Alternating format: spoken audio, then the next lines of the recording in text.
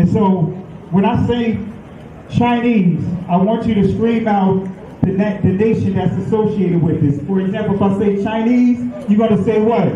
China. All right, let's say it with authority. When I say Chinese, you say what? China. All right, that's just a test right there. So here we go. Chinese. China. Russian. Russia. Italian. Italy. German. Germany. Swedish. Sweden. Korean. Korea. Egyptian. Egypt. Nigerian. Nigeria. Black. Exactly. Nothing. Tell him, Pastor. Tell him, Pastor. Black, nothing. I hope you were able to successfully identify the issue. The lion won't sleep tonight, 'cause we woke now, and we woke now. I said the lion won't sleep tonight, 'cause we woke now, and we woke now. They want us to sell our souls to barter profit, like God's property. It's hard to market, so we steady to aim, keep your eyes on target. 'Cause when you got to drive, yeah, they'd rather you park it. But I don't valet, you ain't getting these keys. I'm keeping closed hands, I'm on bended knee. I'm just a reflection, dealing with 8 sections. Art mixed with life, you can feel the convection. Your lion won't sleep tonight, 'cause we woke now, and we woke now. I said the lion won't sleep tonight, 'cause we woke now, and we woke now. I said The same people that have stripped us of our identity and labeled us as a color have told us what it means to be black. If you cannot speak and talk about the history of who they are, then they will not really carry your story. They will not understand their story. So today, the first thing I was the greatest revelation I was telling you a while back, is that most people trying to reach, and I'm going to specifically talk today, and next week will be Spanish, the following week the Asian, etc. But I'm going to talk specifically today about the black culture. And I wanted to right now, I know, and how many would agree that I am not black? Can I get a witness, everybody? Amen. Praise God. Praise God. Pretty white to me. Can I get an amen up in here? Yeah. Praise God. Amen. So here's the deal. But what I want to share with you is I want to talk to you about is that, you know, we went across the country and we found out there's certain things that help reach that culture and reach it effectively. And there's certain things that don't make it happen. Okay. And today I would like to talk about those things that do reach the culture, specifically the men of the culture. And the first thing I found out is this. I found out that they do not know their history. That's one of the things that I know. And so you have to tell them their history. So today I'm going to attempt to do that. The same people that have stripped us of our identity and labeled us as a color have told us what it means to be black. He's now positioned in a position of power and authority. He has given within him a belt. On one side is justice, and the other is blessing.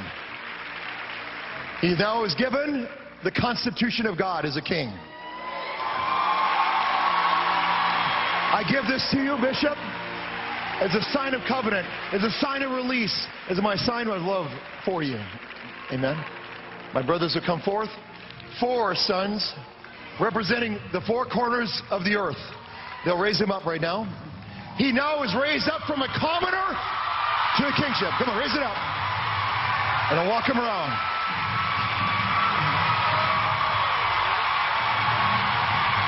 Come on!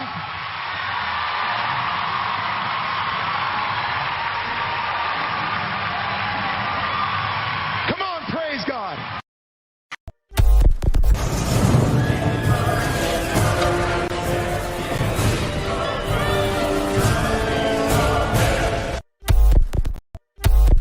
The same people that have stripped us of our identity and labeled us as a color have told us what it means to be black.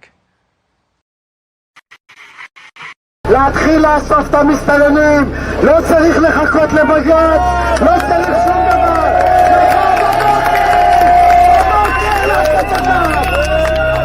אני רואה חרא מחוץ לבית שלי, יריקות, פסיכופטים, אנשים שרק מחפשים איך לרצוח אותי בעיניים שלהם, אבל אף אחד לא מאמין לנו. אנחנו גזענים כדי לרצות לשמור על החיים שלנו ועל השפיות שלנו. אז אני גאה בלהיות גזענית, אם אני גזענית בשביל לשמור על החיים שלי, אז אני גאה.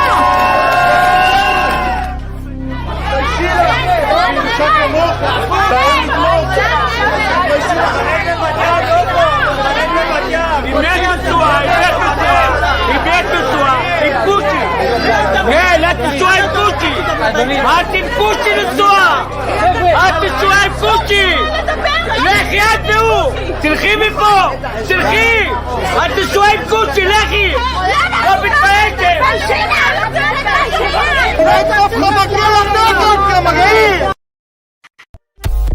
The same people that have stripped us of our identity and labeled us as a color have told us what it means to be black. נחשף ביערות בורקינה פאסו שקניבלים נטו נטו. שלום למנהיג השבט קזבובו. שלום עליכם. אברהם יצחק יעקב, יודע עברית, שולחן, חשבונית, קובי פרץ, מוטלס, מוטאו. מר קזבובו, כולנו כאן בישראל מופתעים ונרגשים נוכח האפשרות שתעלו ארצה. קזבובו שמח, 2000 שנות גלות נגמר, רואים אור בקצה של מנהרה.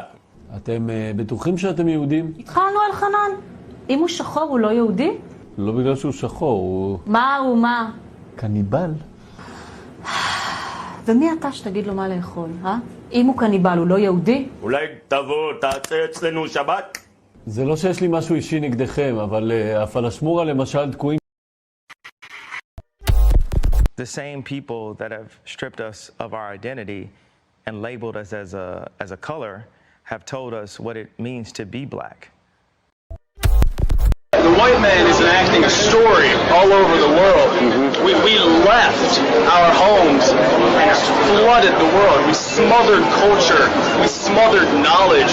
We erased history and rewrote it our way. Myself, my grandfather is 100% Ashkenazi Jewish.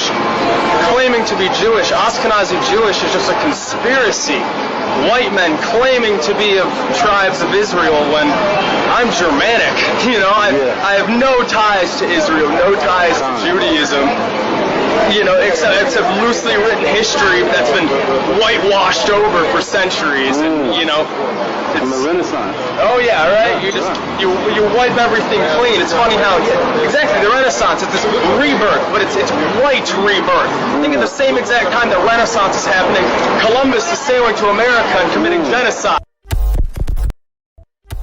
There's only one true ethnic Jew, the Mizrahi Jew, because they are Africans, and if you read the original Bible written in Phoenician Hebrew, they're not. Jewish people are not Europeans. The modern Jews in Israel are Russians or Khazars to be precise, from Russia.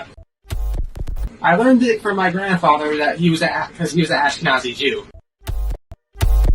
The same people that have stripped us of our identity and labeled us as a color have told us what it means to be black. You know what you are? You're an ancient Israelite. Ancient Israelite, that's who we are. That's who we are. So if you give me time, But all that he said, no, we don't have. So many years. I know. Look at this. This is pages and pages of notes, and I promise we'll give more teaching. But here is my challenge to you. All right. I'm hearing some of your traditions. It's like the days of the Bible. Yes. Do you want to remain ancient Israelites, or you want to be Jews? Do you want to?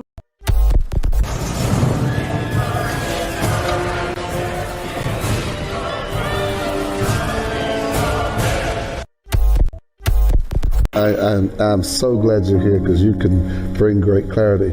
Can you tell us a little bit about the Sephardic Jews and how they were scattered because they went west? I sure can. Because the reason why I want to is because a lot of them, and a lot of people don't know this, are in the Caribbean. They are. In the islands. And you're one of them. I know that. I'm one of them. I know that. Because, a lot of folk don't know that those roots are there. One of the first batches of slaves that came to Jamaica, they were the Sephardic Jews. It's documented. And they're all over the Caribbean, South America, Central America, and even the South Central United States. Wow. And DNA testing is a factor in all this now.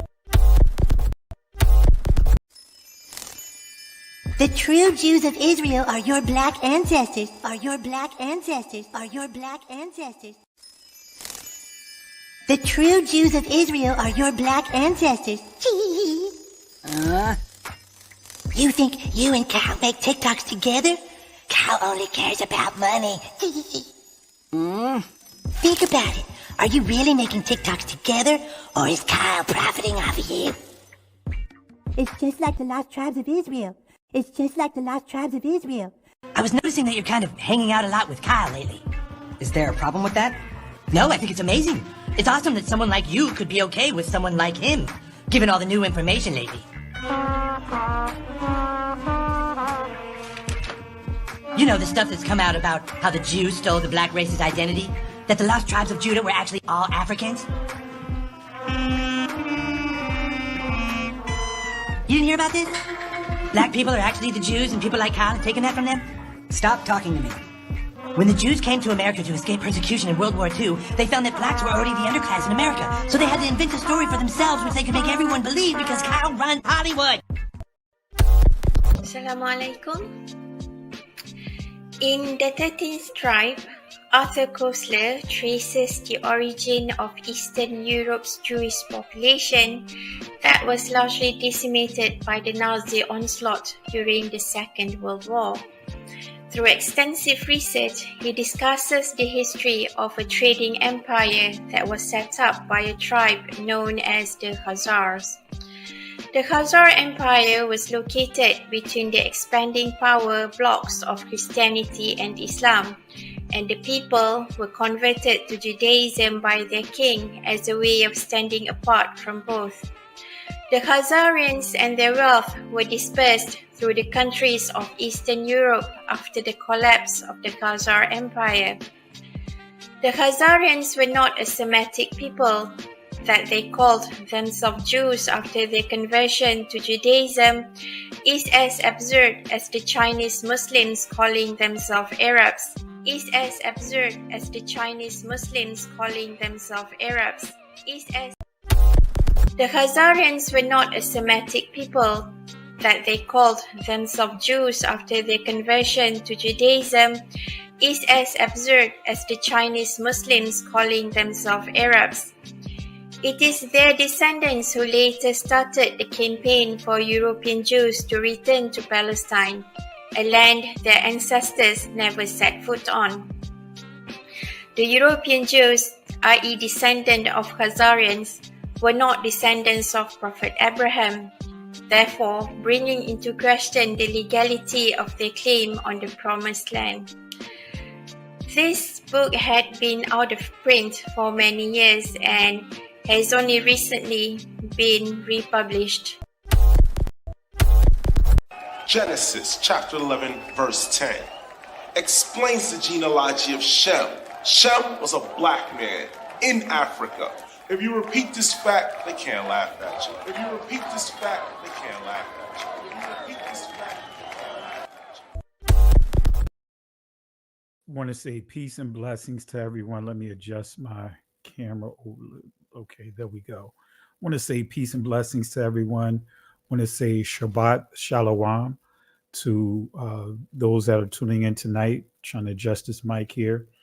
Really appreciate you guys for tuning in tonight.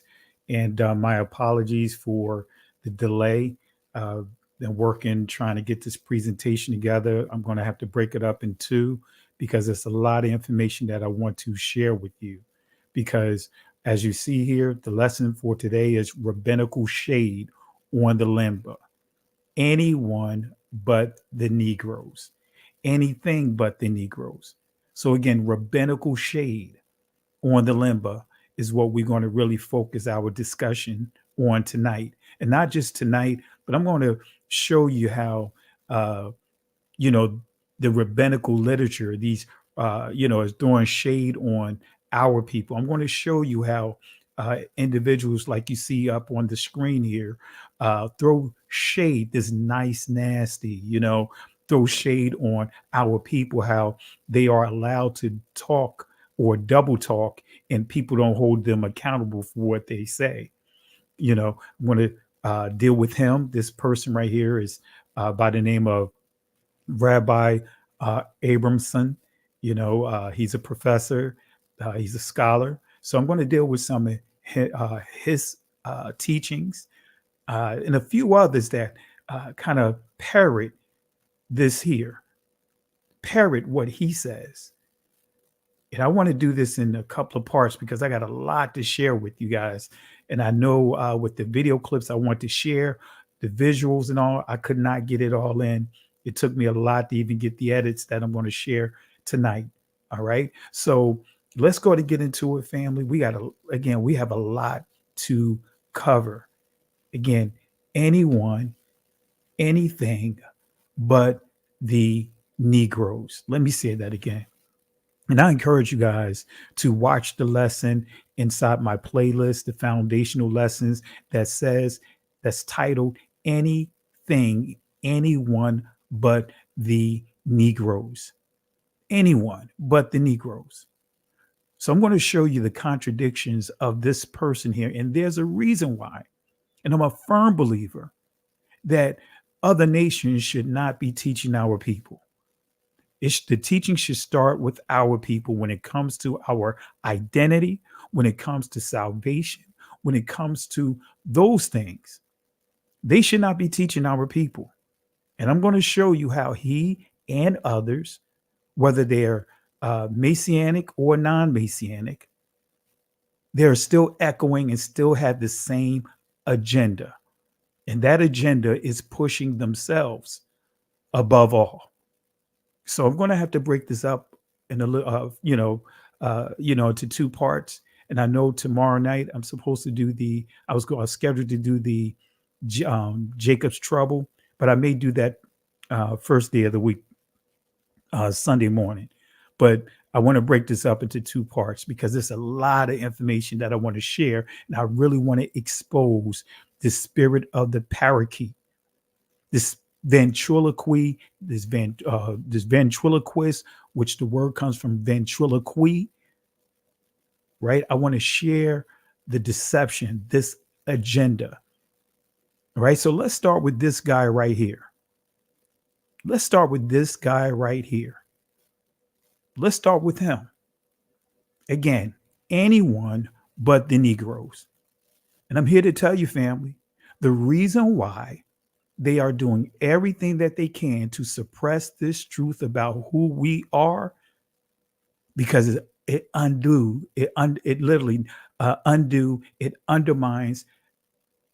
their agenda. It exposes their agenda. It really exposed their agenda. But we're going to expose it tonight. And we're going to expose it tomorrow night. And I'm going to show you, this is why Israel, there's something special about us.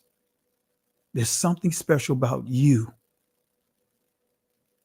So let's get into it, family. I know I was a little late tonight, but my apologies.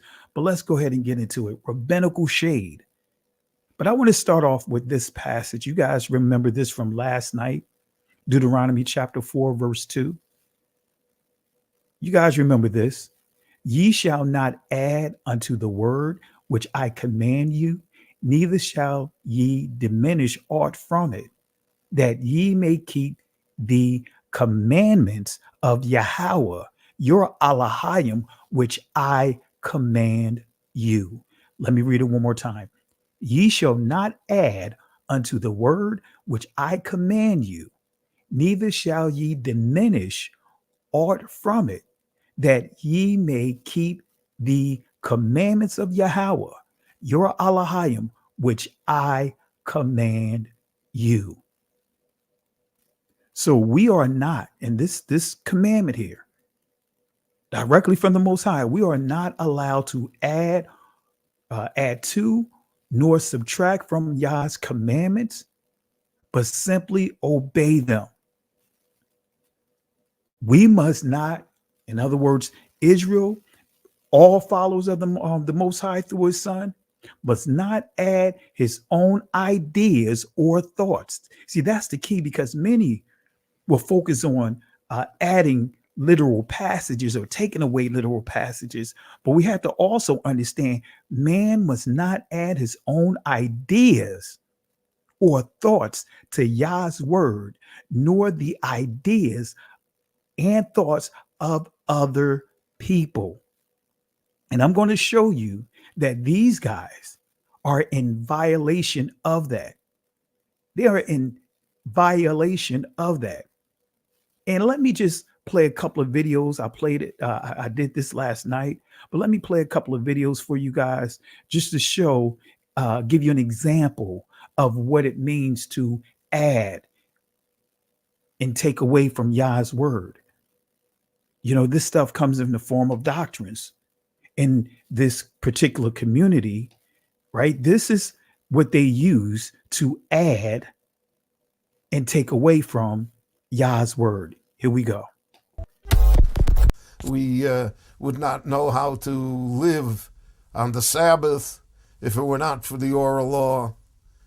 We would not know what the laws of the dietary laws of kashrut are if it were not for the oral law. We would not know what the tefillin, what the boxes on our arms and heads that we wear every morning in our prayer service, what they're supposed to be. And in fact, all of Judaism would be completely mysterious. It would be voodoo if it were not for the oral law. Milamed, it teaches us that Adam not only named the animals, but he dated all the animals. But he was not able to be at peace with any of them until finally Chava was created. Hashem didn't have a problem with that? I mean, dated means, I'm trying to use a nice word. What does dated means? What do you mean by dated? Dated means he took her out to Pisgah. Dated. They went out to the Chosan. They had a little, Monte. Relationship? Well, not relationship, just let's keep it rated PG. We're going to keep it rated. We're going to keep it rated PG for the G. This is how the Zohar interprets the opening words of Genesis. The Hebrew is Bereshit bara Elohim, which we usually translate, in the beginning, God created. But the Zohar insists on reading the words in the precise order in which they appear in Hebrew. Bereshit, in the beginning, bara, it created, Elohim, God. In the beginning, it created God. The Zohar takes that to mean, in the beginning, infinity created God. Now, what could that possibly mean? God is now the object of the verse, not the subject, which sounds impossible or heretical, but the Zohar, I think, is saying that infinity is the true reality of God. Anything else that we call God is puny compared to that. That's our own imagination or our own estimate of what God could be.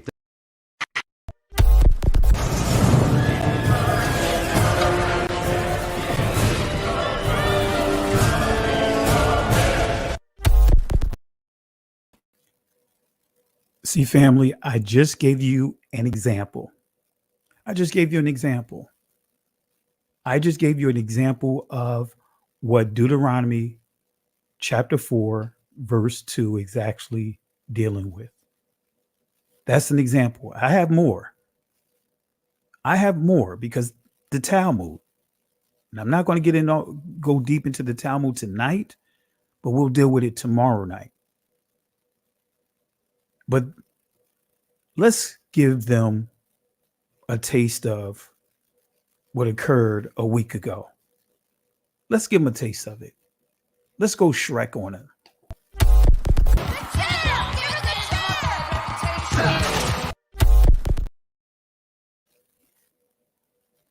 Because, again, we have to really start paying attention to the delusions that are out here.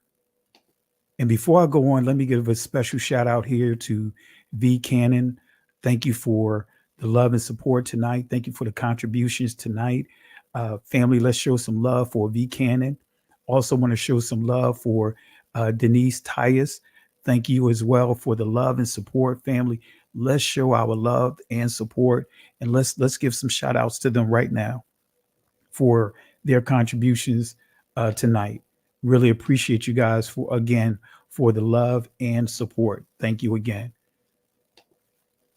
All right, so let's go ahead and continue here, family, because we have a lot to unpack here. Right, before I deal with this rabbi and some of the agendas that are out here, I want to start with Revelation chapter 13, verse 1. And I encourage you guys, go back and watch the lessons that I did on Revelation, dealing with the four beasts, dealing with a lot, the battle for Africa, the battle for Nigeria. Go back and watch those lessons. But I want to just deal with a key prophecy real quick before we get into the meat of this lesson tonight. Let's go to Revelation chapter 13, verse 1. And notice what it says. It says this. As a matter of fact, it looks like I'm going to have to fix this slide real quick because I can tell you right now it's getting ready to, it's going to mess up here. Or did I put everything here? All right. No, I didn't. I thought it was. All right. But let me just fix it anyway. All right. So this is what it says. And I stood upon the sand of the sea and saw a beast rise up out of the sea, having 7 heads and 10 horns, and upon his horns 10 crowns, and upon his head or heads the name of blasphemy. So having 7 heads, 10 horns, upon his horns 10 crowns. His number 1 priority of this beast and reputation is blasphemy. Let me say that again. The number 1 priority and reputation of this beast is blasphemy of what I just described to you. And when we go to the Hebrew dictionary definition of blasphemy, it says to scorn, abhor, contemn, despise, provoke, right? So that's what this word means. But who is this beast? This beast, as we see here, is a combination of 4 beasts. So Daniel, right? He warned about the agenda of the 4th beast, because I really want to deal with the 4th beast. The 4th beast. That's the beast I really want to deal with when we start dealing with the 10 horns. Daniel warned about the agenda of the 4th beast, 10 horns, and the 10 kings, right? Let's go to Daniel chapter 7, verse 20, starting at verse 23 real quick. It says, thus he said, the 4th beast, family, the 4th beast shall be the 4th kingdom upon the earth, which shall be diverse, Shana'ah or Shana. Make a note of this here. From all kingdoms, and shall devour the whole earth, and shall tread it down and break it in pieces. So let's look up this word. Let's see what this word diverse means. All right. This is what it means. It says here, to alter, change. All right. So this beast, this 4th beast, the attributes of this beast, the skill set of this beast is alter, changing, manipulation. Let me say that again. This beast, the attributes of this beast is operating in manipulation. Operating in manipulation, family. That's what this beast is. That's the attributes of this beast, is manipulation. Okay, so make a note of this, Shana, right, or Shana'a, however you want to pronounce it. But this beast operates in changing, altering, manipulation. I'll say that one more time: to alter, change, manipulation. So let's go to the etymological dictionary definition of this word diverse, right? Notice what it says here: different in kind, not alike, essentially different, right? And when we go down to the Latin, which says diversus, it says turned different ways. Then when we go down to the Middle English, it says disagreeable, unkind, hostile.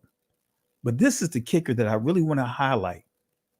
Notice what it says here in the red: the sense of including and promoting persons of previously underrepresented minority identities. Let me say that again, family. That this word is so powerful, and it really gives us more of an idea of exactly who and what this fourth beast is. Let me read it one more time, and I hope you guys grab hold of this and really see exactly where we're going at with this. Including, when we see diverse, including and promoting persons of previously underrepresented minority identities. Now, we are considered the minority, right? And our identity has been taken from us. And there is a group of people, right? As you see here, including and promoting persons of previously underrepresented minority identities. There's someone that have manipulated by way of propaganda our identity. This beast, this is the gift of this beast. This is not gift, but this is the talent. This is the attribute of this beast, the skill set of this beast: manipulation, changing. So adding, taking away from what? The law, statutes, and commandments. And when you read Torah, and then you compare it to what the Talmud says, and we want to give an example here, you'll see clearly the Talmud is anti-Torah. So any of our brothers and sisters that are teaching from the Talmud, if you are receiving any teachings from the Talmud, guess what, family? Guess what?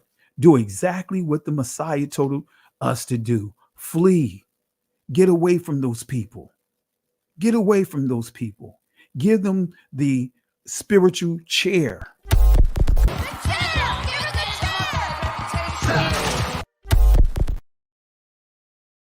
Give them the chair. Because the Talmud is a wicked doctrine. Let me play this again, just so that way you guys can understand what the Talmud is. And again, we'll break this up into two, and I'll give you more information on it from their own literature. But let me allow you to hear what this rabbi says about the Talmud. We would not know how to live on the Sabbath if it were not for the oral law.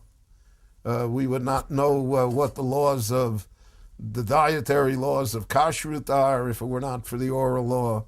We would not know what the tefillin, what the boxes on our arms and heads that we wear every morning in our prayer service, what they're supposed to be. And in fact, all of Judaism would be completely mysterious. It would be voodoo if it were not for the oral law.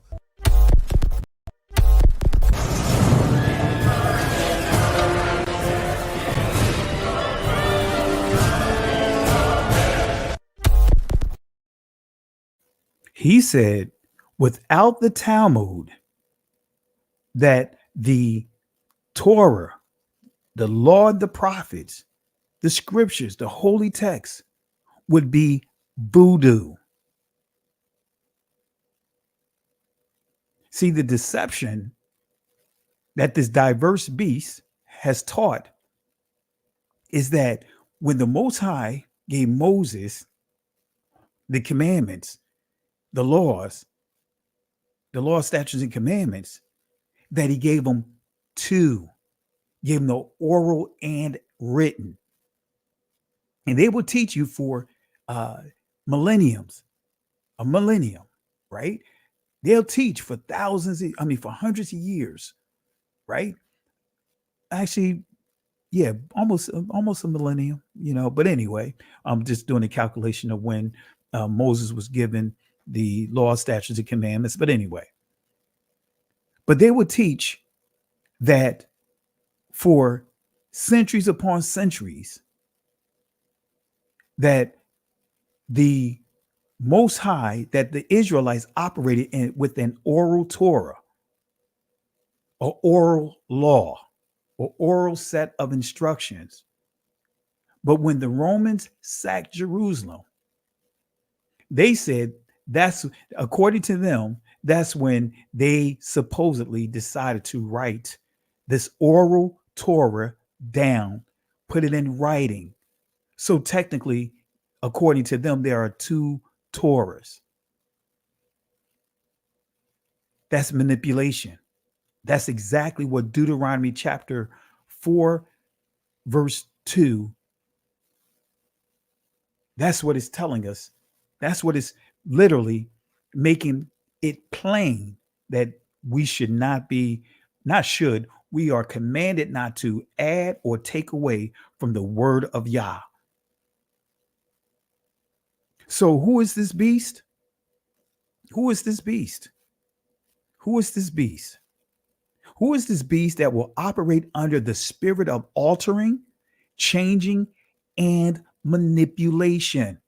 Who is this beast? Who is this beast that will operate under the spirit of altering, changing, including and promoting persons of previously underrepresented minorities and identities? Who are these people? Let me give you a nugget here.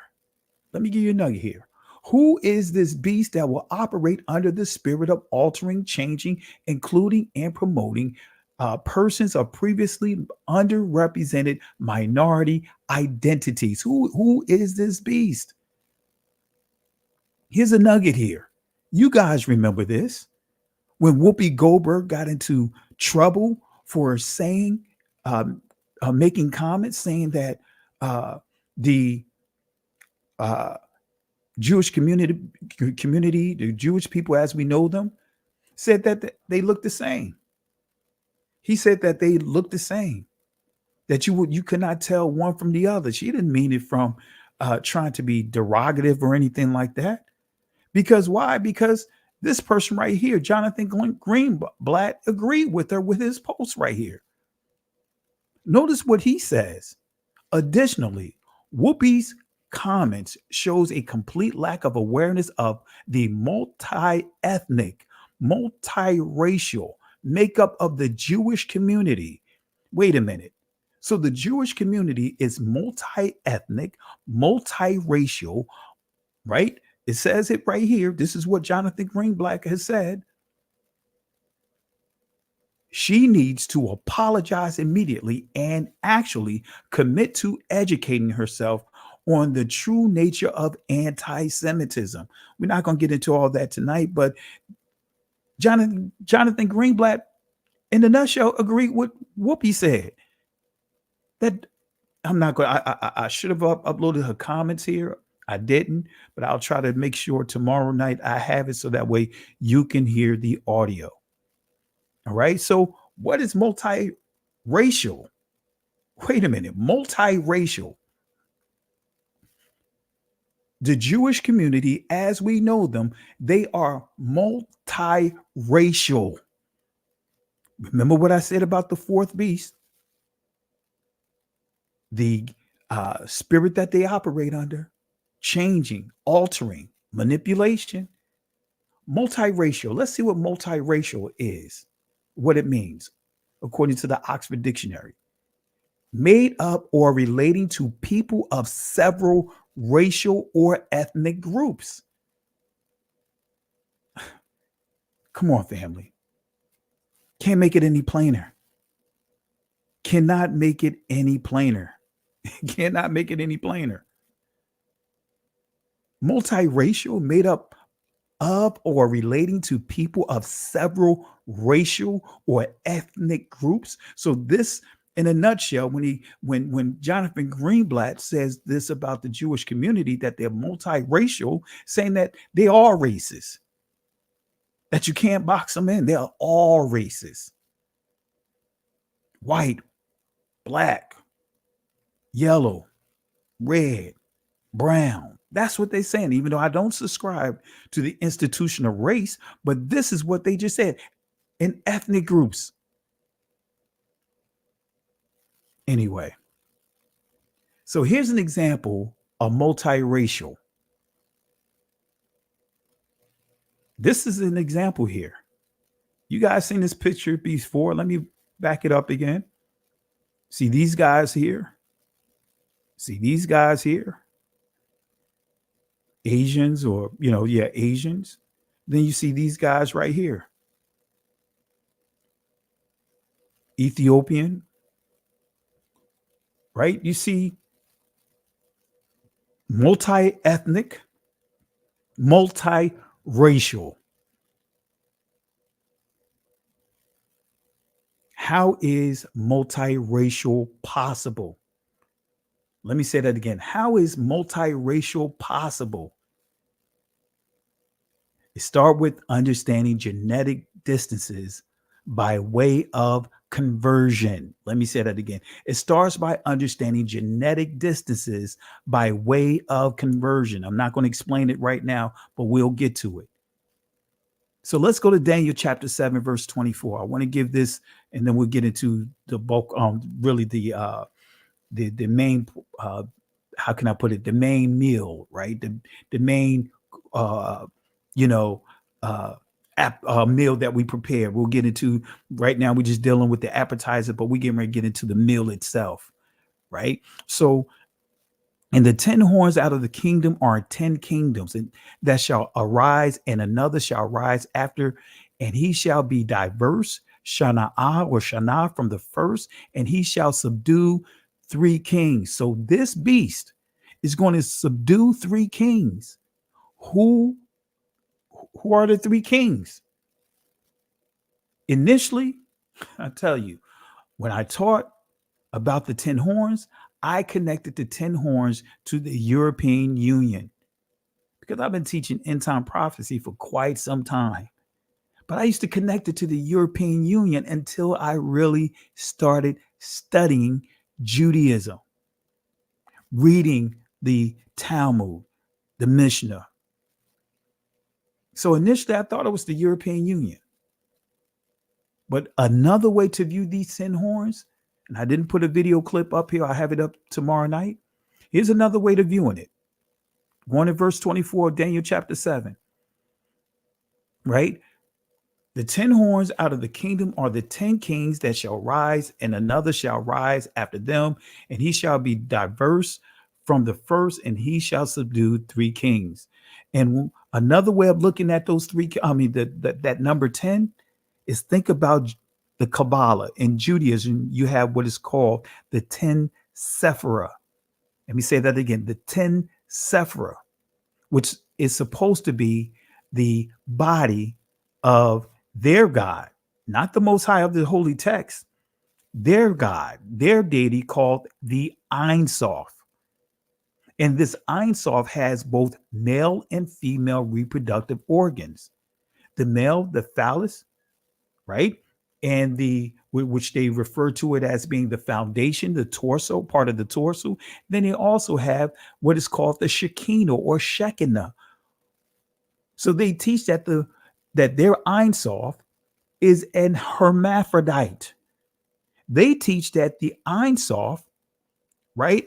And matter of fact, let me play it real quick, because this is what this rabbi was dealing with, this educator was dealing with when he said, in the beginning, God, right? Infinity created God, because Ein Sof means infinity. He just didn't say the name.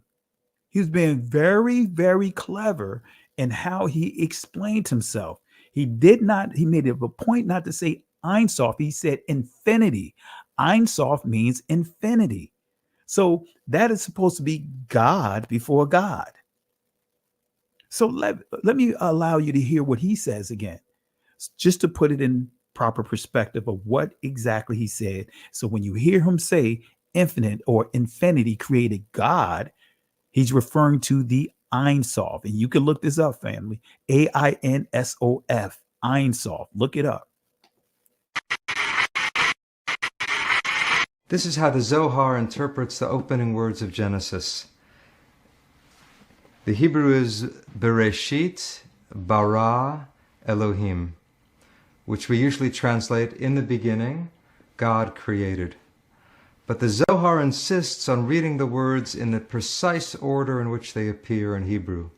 Bereshit, in the beginning, bara, it created, Elohim, God. In the beginning, it created God. The Zohar takes that to mean, in the beginning, infinity created God. Now, what could that possibly mean? God is now the object of the verse, not the subject, which sounds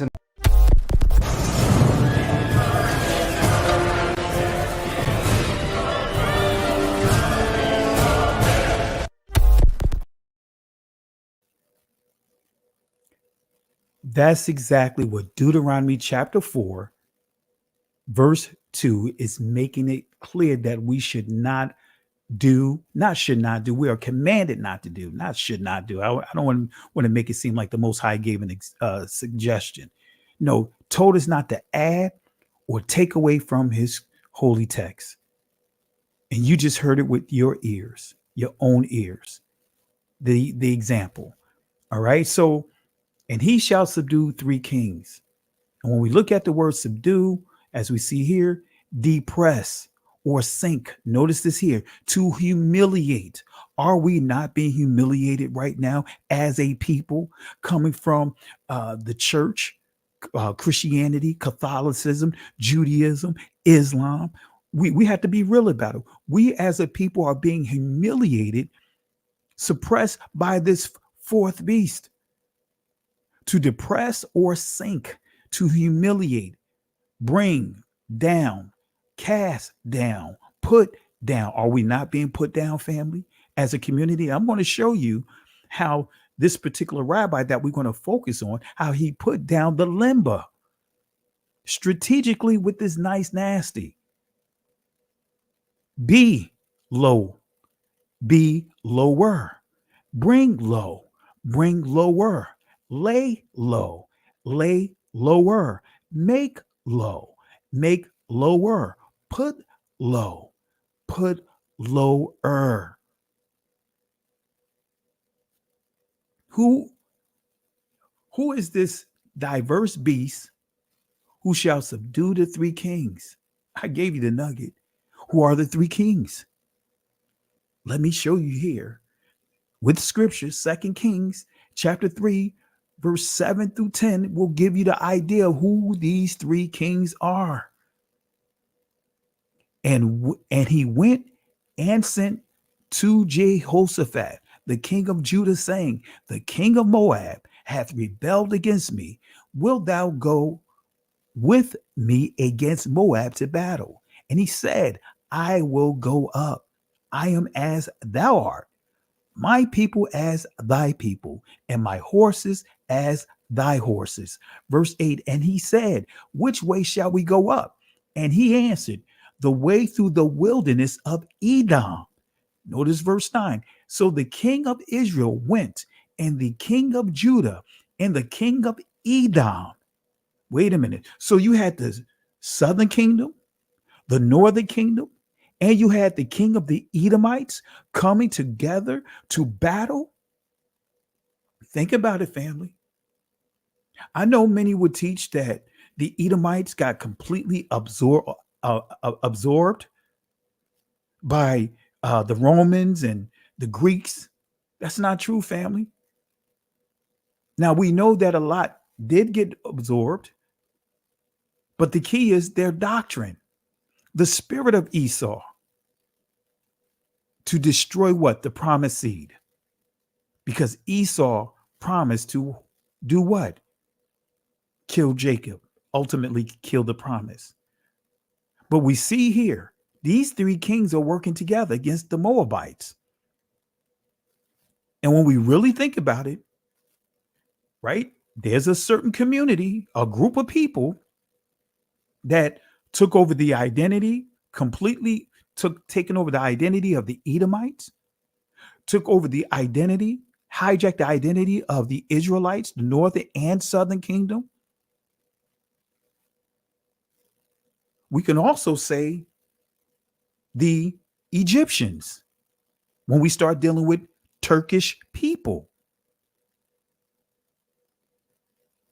Oh man, this beast is no joke, family. This beast is no joke. This beast is no joke. And the king of Israel said, Alas, that Yahweh hath called these three kings together to deliver them into the hand of Moab. So the three kings are the king of Israel, right? The king of Judah and the king of Edom, Esau. Verse 25 of the same chapter of Daniel. And he shall speak great words against the Most High. Did I not just share with you? Two rabbis said, one said that the Talmud, right? Without the Talmud, Torah would be voodoo.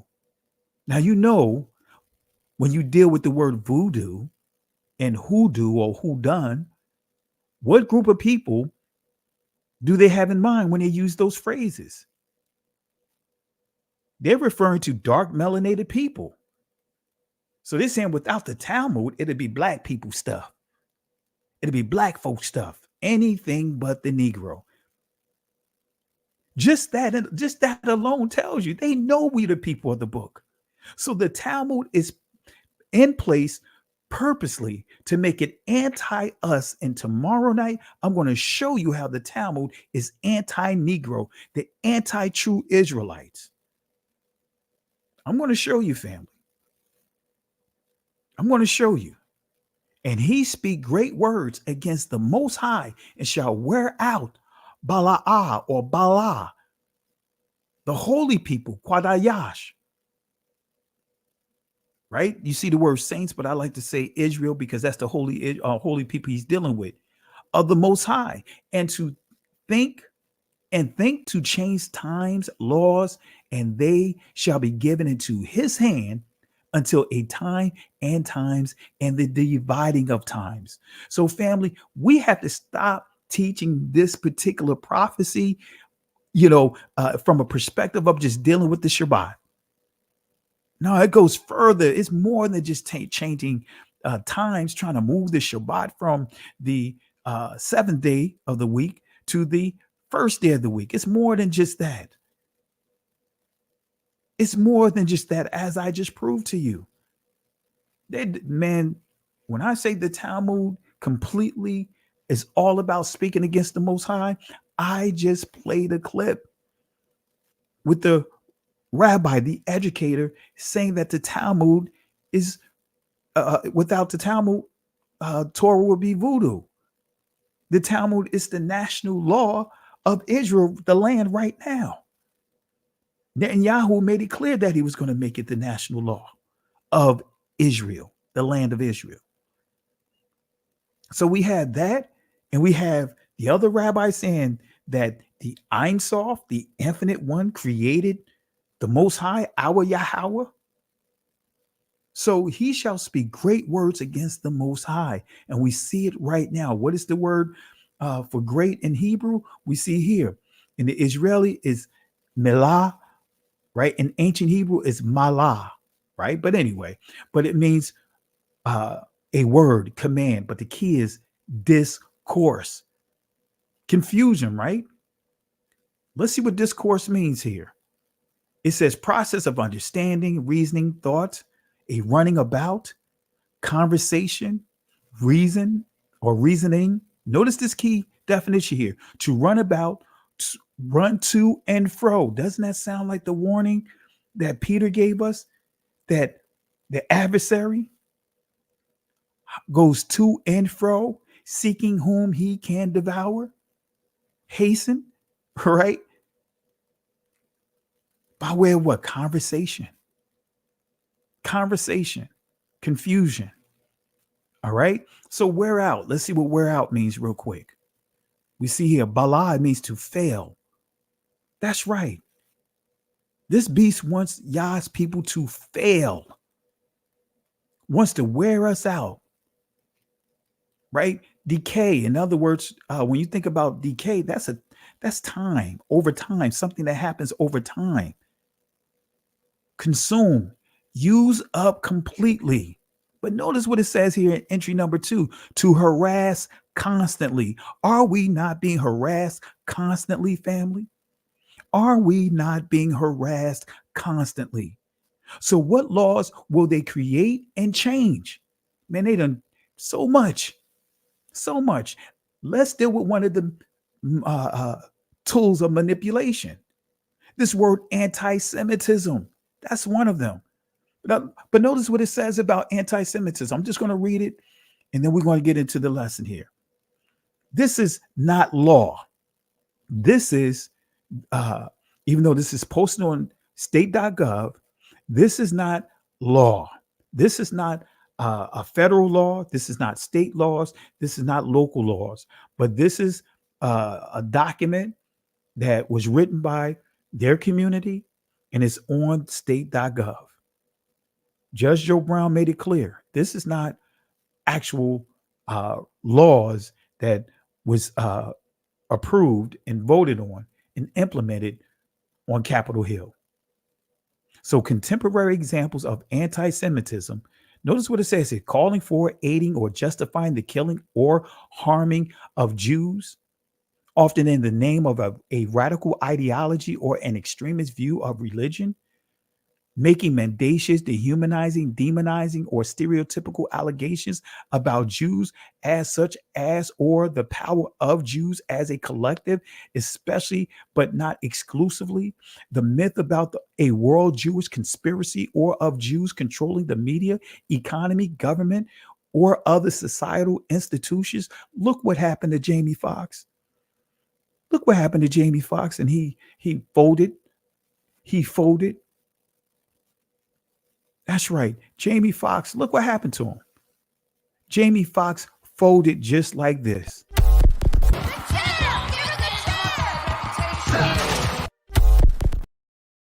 Folded. He made a post. You guys remember I uploaded the video about it. He made a post, right, about how the Jews per se betrayed Christ and said, hey, you know, if they betrayed Christ, then basically was saying that, you know, people would betray you. But he had to offer an apology because that community said that it was anti-Semitism. Do you know that's how, what's his name, Mel Gibson got blacklisted because of making the movie Passion of the Christ?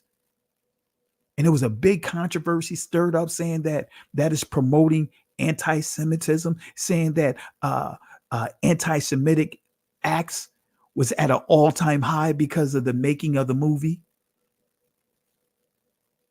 Look it up. Do the research. All right. But let's go back and continue with this. Let's get back into it. So it goes on to say, accusing Jews as a people of being responsible for real or imagined wrongdoing committed by a single Jewish person or group, the state of Israel, or even for acts committed by non-Jews. Accusing the Jews as a people or Israel as a state of inventing or exaggerating the Holocaust. Right? Now, I didn't put this in here, but I should have put it in there. Matter of fact, I'm not going to do it for the sake of time. But anyway, accusing Jewish citizens of being more loyal to Israel or to the alleged priorities of Jews worldwide than to the interests of their own nation. Then when you look at Civil Rights Title 6, right? Notice what it says here, right? But this is considered a conspiracy. This is anti-Semitism, right? By me reading this to you guys, right? Yesterday, the U.S. Department of Education Office for Civil Rights, OCR, released a fact sheet protecting students from discrimination based on shared ancestry or ethnic characteristics, explaining ways that Title VI of the Civil Rights Act of 1964, which protects students from race, color, and national origins.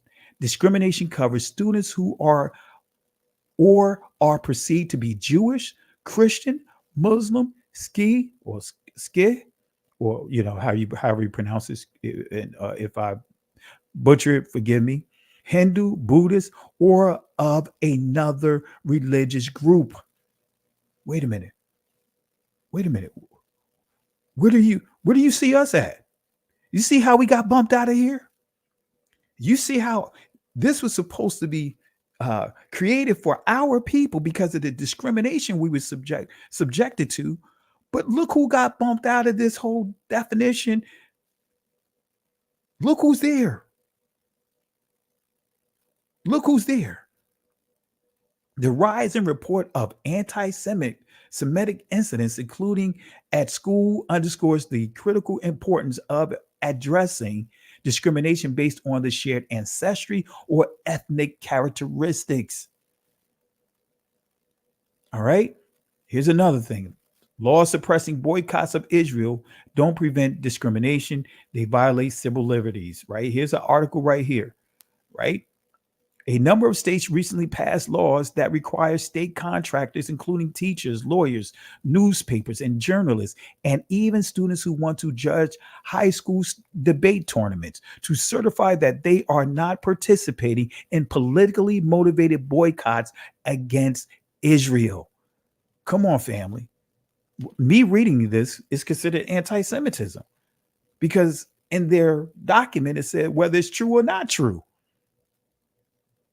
Anyway, so family, let's go ahead and transition over to here. Let's get into the meat and potatoes here. Let's get into the meat and potatoes, family. I tell you, man, it is ugly out here. It is ugly out here.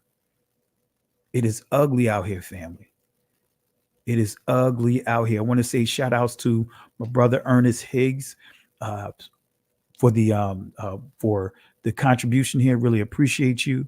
Really appreciate you. Thank you for the love and support over the years. Really appreciate you, my brother and family. Let's show some love for my brother Ernest Higgs. Hallelujah. Thank you. Appreciate it, my brother. All right. So let's get into this right here.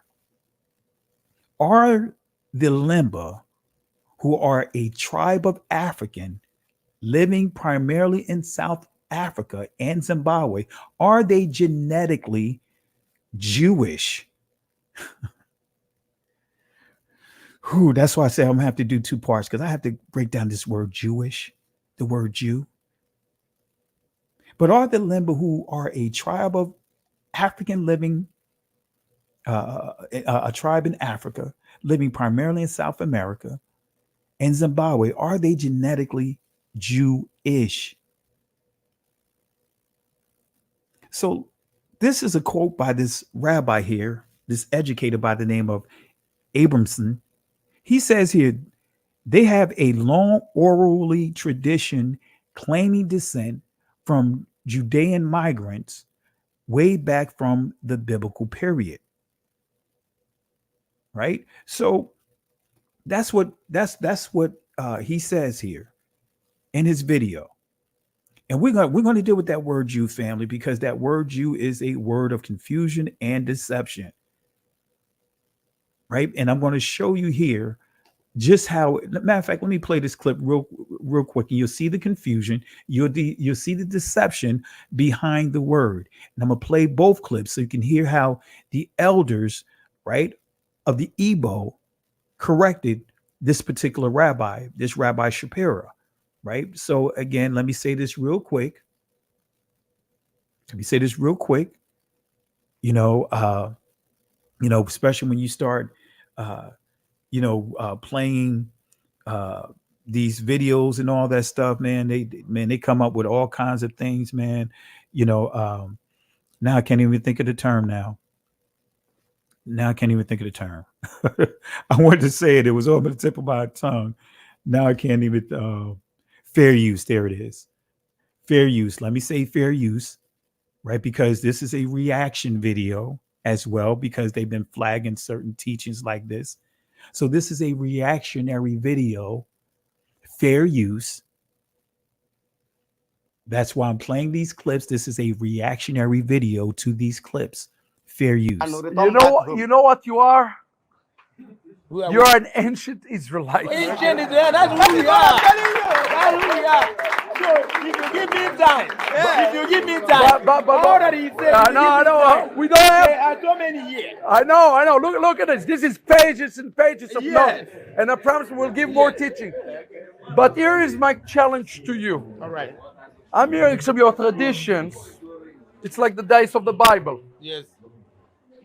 Do you want to remain ancient Israelites, or you want to be Jews? Do you want to remain ancient Israelites, or you want to be Jews? Do you want to remain ancient Israelites, or you want to be Jews? I'm hearing some of your traditions. It's like the days of the Bible. Yes. Do you want to remain ancient Israelites, or you want to be Jews? That is the question I have for you. Thank you. I will answer that question. Go ahead. I will help you. After the demise of Solomon, we now have the northern and southern kingdom of Israel. Yes. So when we talk about Jews, Jews are Israelites, but all Israelites are not Jews. The 10 tribes that got lost are not Jews. They were Israelites. Jews are Israelites, but all Israelites are not Jews. The 10 tribes that got lost are not Jews. They were Israelites. Jews are Israelites, but all Israelites are not Jews. The 10 tribes that got lost are not Jews. They were Israelites. So when we talk about Jews, Jews are Israelites, but all Israelites are not Jews. The 10 tribes that got lost are not Jews. They were Israelites. Well, it's depending. So minority cannot swallow the majority. We are here. We are the majority down here. So you are minority.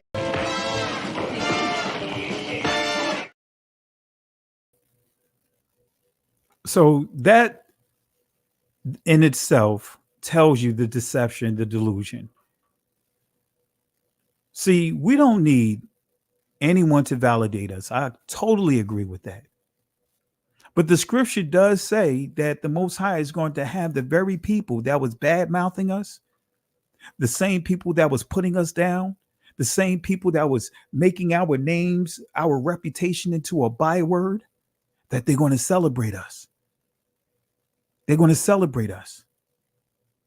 He's going to use them to celebrate us. That's coming out of Zephaniah chapter 3. All right. So this is what he says here. They have a long orally tradition claiming descent from Judean migrants, right? So way back from the biblical period. So again, I want to say this again, fair use. This is for educational purposes. So let me play a clip, a couple of clips from this guy, and we're going to address them as we progress here.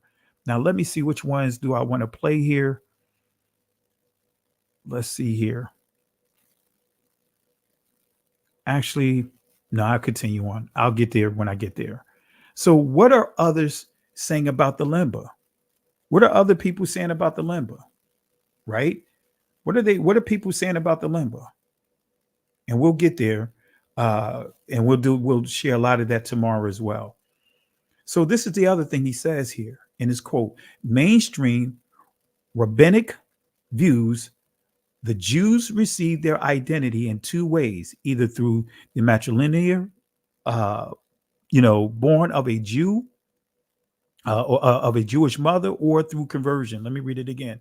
Right? He says, matter of fact, let me allow you to hear his quote, and then I'll play this again. Let me see here. I think I have it here. Let me play it real quick. Now, before we get too deep in the subject, we have to, first of all, lay down the ground rules that genetics are not identity. That genetics are not identity. That genetics are not identity. It just doesn't matter. It just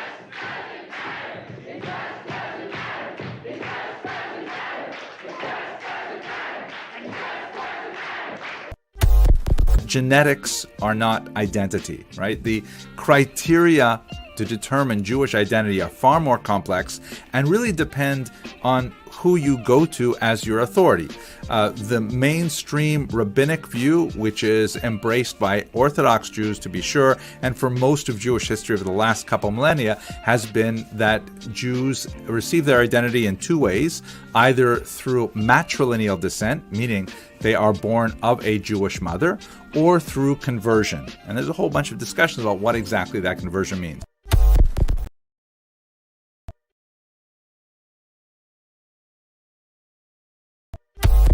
In the late 20th century, the Reform movement adopted a patrilineal descent, claiming biblical precedent. And in fact, when you look at biblical texts, there are some really interesting things that suggest that it may have been patrilineal in the biblical period. But, you know, this is not a discussion for this point. You can see I have another video on it. It did definitely switch sometime in antiquity where Jews began to turn to the matrilineal model. For Orthodox Jews, it is the moment of Matan Torah. For others, you know, historians look at different points. But at any rate, most Jews today regard it as matrilineal. I should say certainly Orthodox Jews. Jews from other denominations may have other definitions. What we don't have is the notion of bloodlines or of conformity to specific prophecies to say that a person is Jewish. I'm mentioning this because I got a lot of hate when I gave a couple of lectures on the history of the Jews of Africa, and oy vezmir, where there's so many people who are upset about, you know, you're not a real Jew, you're actually a Khazarian convert and stuff like that.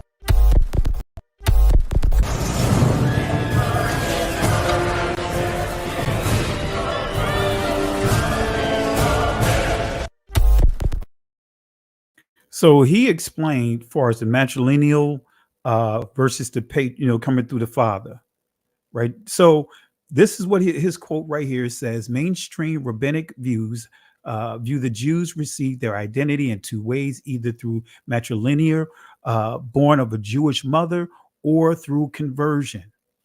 So family, let's get a glimpse of what the Talmud says. Let's get a glimpse of, or go to the scriptures of exactly what the scripture says, but we need to start with the law of return. This is important for you guys to understand this. The law of return. Let's see what the law of return says. Is it the law of return or what he's talking about? How do you define what a Jew is? Right? This is coming from their website, right? The Jewish Agency for Israel, right? The law of return. With the inception of the state of Israel, 2,000 years of wandering were officially over. Since then, Jews have been entitled to simply show up and request to be Israeli citizens, assuming they pose no imminent danger to public health, state security, or the Jewish people as a whole. Essentially, all Jews everywhere are Israeli citizens by right. In 1955, the law was amended slightly to specify that dangerous criminals could also be denied that right. In 1970, Israel took another historical step by granting automatic citizenship not only to Jews, but also to their non-Jewish children, grandchildren, spouses, and to non-Jewish spouses of their children and grandchildren. This addition not only ensured that families would not be broken apart, but also promised a safe haven. So again, all Jews everywhere are Israeli. That's what they said in their document here. The thing, this post that I just read, that Jews everywhere are Israeli. So what is an Israeli? We got to understand, what is an Israeli? Well, I'm glad you guys asked. So when we go to Israeli, right, the etymological dictionary definition of it, it says citizens of the state of Israel, But notice what it says here from Israel, Hebrew national identity. But let's go down here. It says here, and we see the suffix, the I was added to it. It says it distinguishes the citizens of the modern state from the ancient people. So what this is telling us that what you see here today, they call themselves Israeli, even though they may have been born in the land, but they're not from the land. They are not originally from the land. Israeli. So you could be a citizen, you could be born, but you are not originally from that territory. That's what Israeli means. That's why you see this term so much, because it does not mean that they originated in that land. So by way of conversion, whether it's by way of a Jewish mother or practicing Judaism, a person can take on this title of an Israeli, because it says it distinguishes the citizens of the modern state from the ancient people. So the law of return also defines the requirements of a Jew. Notice what it says here. For the purpose of this law, Jew means a person who is born of a Jewish mother or has become converted to Judaism and who is not a member of another religion. So either by way of the mother or by way of what? Conversion. All right. So what is the meaning of Aliyah? We're going to bring all of this together. Here's the Hebrew dictionary definition of this word. It says here something lofty, an example, stairway, a second story room, upper chamber. All right, but let's go to the primitive root word. And we see here, it says to ascend, actively, rise up, arise up, ascend up at once, right? Burn, cause to burn, carry up, cast. All right, depart, exalt, excel, fetch, up, get up, go, raise, recover, restore, just to give you an idea of it. So is this the Hebrew word that the Jews, as we know them, used to establish the law of return called Aliyah? Right? So the Jews connected the law of return to the word ole. This word is also connects to the word Hebrew of the Hebrew word for burnt offering. Let me say that again. This word also connects to the Hebrew word, excuse the typo here, it should be Hebrew word. I need to update this slide that transliterates to burnt offering, right? And you see here, it says here, olah, right? Olah, that both of these read the same, olah, right? Because the difference is one is using the vowel letter and the other one is using the dot to the top left of the word. But anyway, so you're not pronouncing the ion, you're pronouncing the mark. But anyway, it says here a step or ascending. But notice what it says, burnt offering. Okay, burnt offering. So what does the International Christian Embassy of Jerusalem say about the law of return? That's right. Christianity is rubbing elbows with Judaism. That's why we see this talking point, and many of us grew up with that. Hey, you know what? The Jews, the difference between the Jews and the Christians is they just don't believe in Christ. Now, family, what would happen to you? Come on, family. Those that grew up old school, you tell your grandmother, grandfather, you tell your family you don't believe in Christ, and watch the look you get.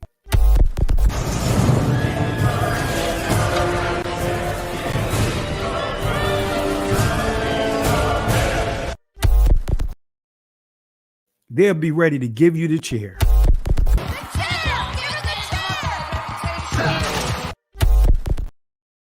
Be ready, man. Am I right, family? They will go off on you. You will have you'll be in all kinds of prayer lines. They'll be casting all kinds of demons out of you. They will be going to town on you.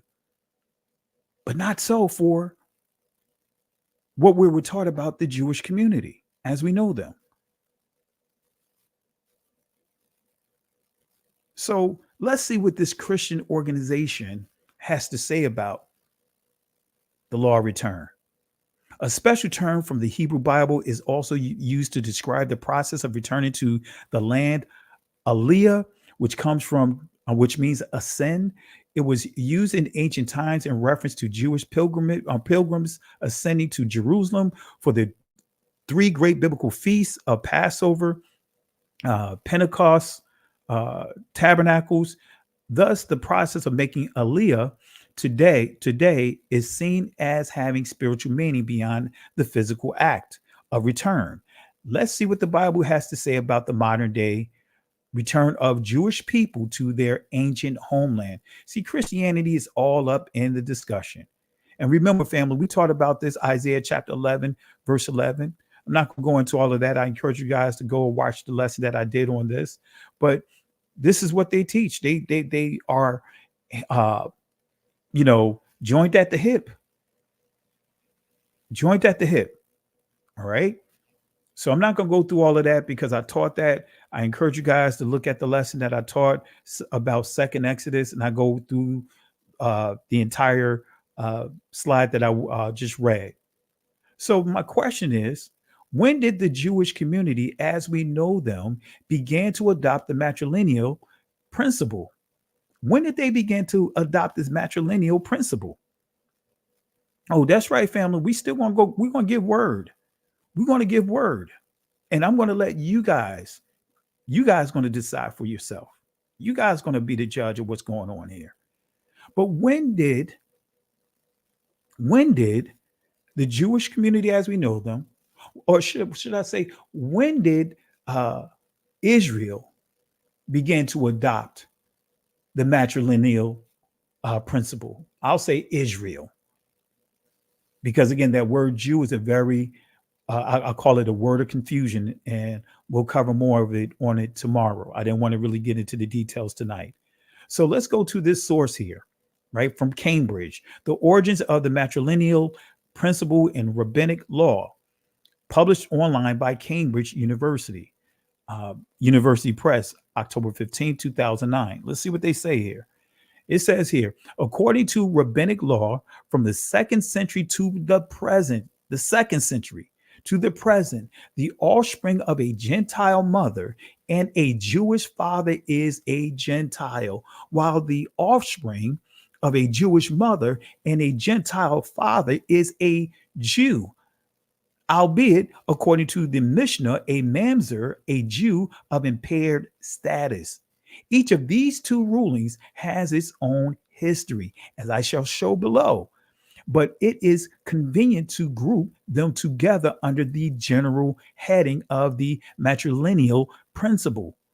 Anthropologists, and sociologists use the term matrilineal to describe societies in which kinship is determined through the females and not the males. Such societies once existed in ancient Egypt, Mesopotamia, and can still be found in parts of Africa, India, Polynesian. What does that have to do with Israel? That's why the Most High made it clear with Israel not to be like the other nations. Israel was supposed to be what? A light unto all the nations.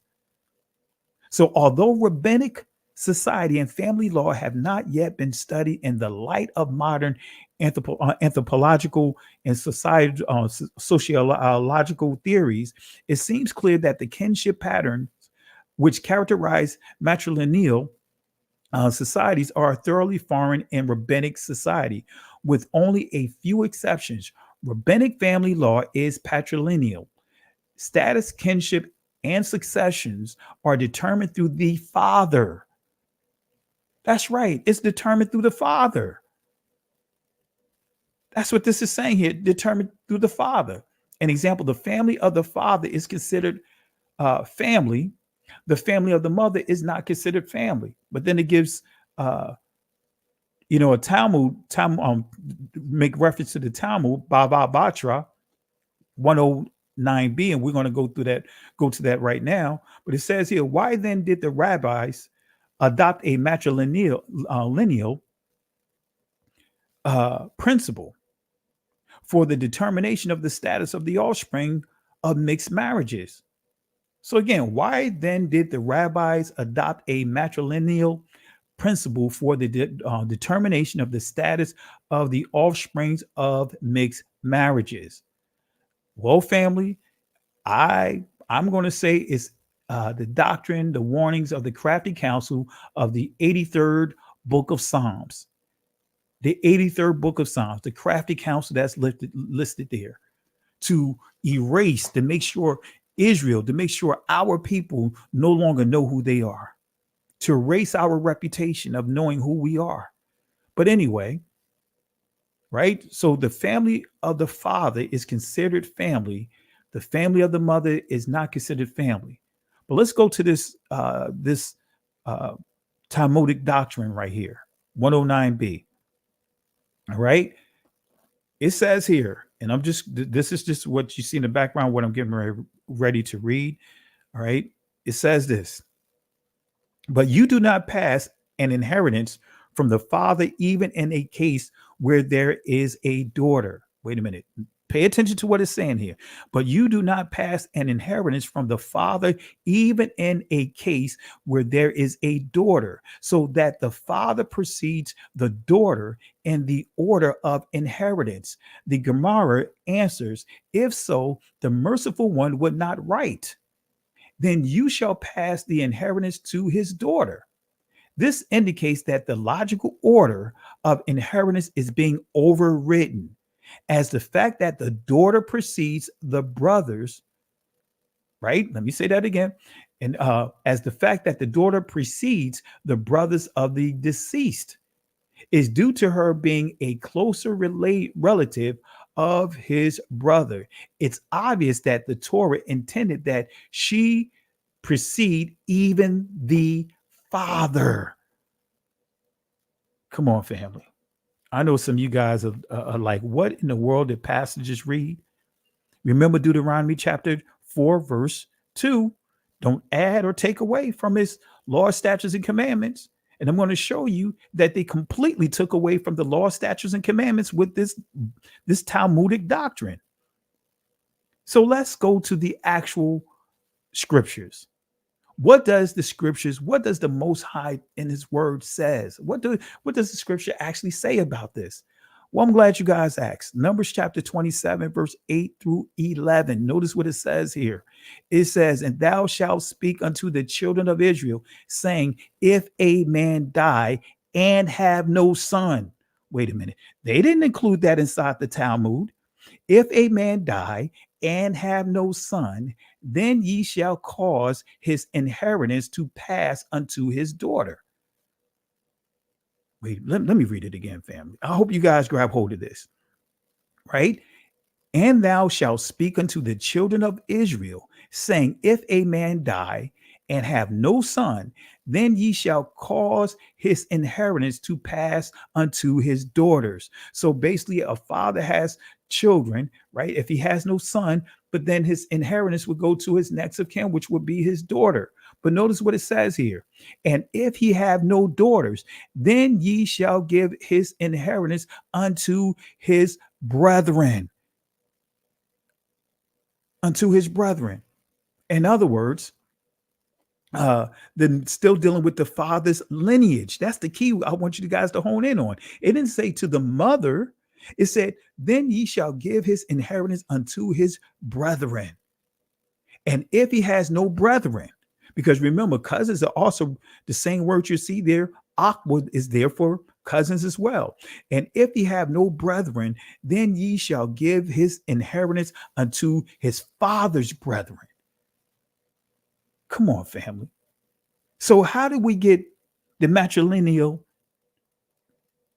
determination of the mother from this passage here, which is highlighted what we see the Talmud is referring to?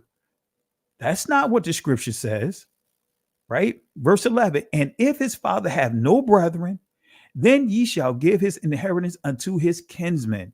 The next that is next to him of his family, and he shall possess it, and it shall be unto the children of Israel a statute of judgment, as Yahweh commanded Moses. So a commandment was given, and the statute of how to carry out this commandment is this. That's where you see statute. It's instructions on how to carry out this command. All right. Simply stated, if a man had no sons, his inheritance went to his daughters. If he had no daughters, then the land passes to his nearest male relative. The point of this law, starting with the men, was to keep the inheritance as close as possible to the family line. So we just knocked that down. We just knocked that down, family. We just knocked that down. That is a sample of Deuteronomy chapter 4, verse 4. So let's go ahead and deal with this again. Let's hear what this rabbi has to say about genetics and identity. Now, family, you're going to hear a major contradiction here. So let's, I want to play what he has to say about it real quick. Let's see what he says about genetics and identity. Let's start off with this here. Now, before we get too deep in the subject, we have to, first of all, lay down the ground rules that genetics are not identity. That genetics are not identity. That genetics are not identity. It just doesn't matter. It just doesn't matter. It just doesn't matter. It just doesn't matter. It just doesn't matter. It just doesn't matter. Genetics are not identity, right? The criteria to determine Jewish identity are far more complex and really depend on who you go to as your authority. The mainstream rabbinic view, which is embraced by Orthodox Jews to be sure, and for most of Jewish history over the last couple millennia, has been that Jews receive their identity in two ways, either through matrilineal descent, meaning they are born of a Jewish mother, or through conversion. And there's a whole bunch of discussions about what exactly that conversion means. Now, family, I'm going to let you hear a major contradiction, right? I'm going to drop the link. Let me drop the link inside the comment section.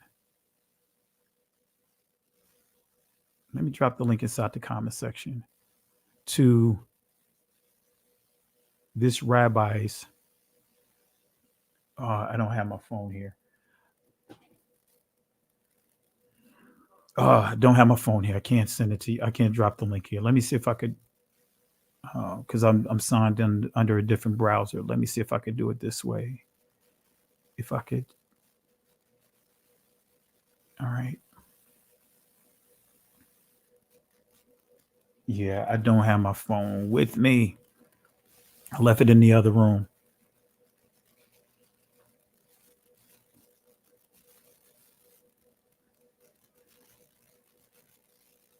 Let me see. Bear with me 1 second. I'm in my office. I'm in my office here. Yeah, I don't have my phone with me, family, so I can't drop the link here. I have to do it in after we do this broadcast here. I may even open up when I open up the floor here, and you guys could jump on. I'll drop the link. But nevertheless, let's hear his contradiction. Because in this 15-minute video, right, he had a 15-minute video, right? In the 15-minute video, right, he starts off with what the videos I played. He said, hey, he said DNA doesn't determine identity. All right. You guys say you could wait. Let me play a quick video here. I'll run and get it because I know you guys want to see the link. Because I want you guys, you know, when I do these playbooks, I want you guys to hear exactly what was said. All right. So I'm going to play this quick video here. It's about a 2-minute video, and I'm going to go get my phone. I'll be right back. Herodotus, 450 BCE, who is considered the father of history, states that it is in fact manifest that the Colchidians are Egyptians by race. Several Egyptians told me that in their opinion, the Colchidians were descendants from the soldiers of Sesostris. I had conjectured as much myself from 2 pointers. Firstly, because they had black skin and kinky hair. Aristotle, 320 BCE. The great philosopher and father of scientific thinking speaks rather derogatorily about the Egyptians, but nonetheless shows that he too regarded them as black skin. Those who are too black are cowards, like, for instance, the Egyptians and Ethiopians. But those who are excessively white are also cowards, as we can see from the example of women. The complexion of courage is between the two, in other words, brown or tanned. Aeschylus, 480 BCE, in his play The Suppliants, comment on an Egyptian ship. I can see the Egyptian crew with their black limbs and white tunics. Apollodorus, 70 BCE, affirms that Egyptos conquered the country of the black-footed ones and called it Egypt after himself. Greek writers, Lucian, 180 BCE, presents a dialogue between two Greeks, Lensinus and Timolas, discussing a young Egyptian boy. Lensinus, this boy is not merely black. He has thick lips and his legs are too thin. His hair worn in a plait behind shows that he is not a free man. All right, so I dropped the link inside the comment section, so you'll see how this rabbi starts off. He starts the video off, making it clear that DNA doesn't matter. Let me play that clip again, and I'm going to preface this by saying fair use. Fair use. This is a reaction video. Now, before we get too deep in the subject, we have to, first of all, lay down the ground rules that genetics are not identity. That genetics are not identity. That genetics are not identity. It just doesn't matter. It just doesn't matter. It just doesn't matter. All right, so you see, he starts off the video by saying that genetics doesn't matter. But by the time you get to the end of the video, as he did this nice, nasty thing, I mean, he really insulted the Lembas, man. I mean, he really insulted our people, family. But by the time he got to the end of the video, oh, he changed. He was using genetics. Let me let you hear exactly what he said about genetics. Let's hear what he said about DNA. And I want you to hear his contradiction. I have two videos here, clips, but I'm not going to show both of them back to back. I'll show one, and then we'll get into giving some actual historical information on, to basically counter what he says. All right, but let's hear what he has to say. I want you to hear the first contradiction here. Here it is. Now, before we get too deep in the subject, we have to, first of all, lay down the ground rules that genetics are not identity. That genetics are not identity. That genetics are not identity. One of the things that's really important about the Kohanim is that their wives maintain fidelity, meaning the sons of these women were in fact the sons of their husbands at the same time. Now, let's go back to the Lemba, now that we have identified this Kohen gene, so-called Kohen gene. Several scholars working with Goldstein, including the great Tudor Parfit, a tremendous historian who's worked extensively in Africa, retraced the migration patterns described in the Lemba tradition. They put that into context with the oral tradition that they have of descent from Judea. So we can first of all push aside the whole question of mitochondrial DNA, because when the Lemba women were tested, there was no similarity to Jewish women. When the Lemba women were tested, there was no similarity to Jewish women. When the Lemba women were tested, there was no similarity to Jewish women.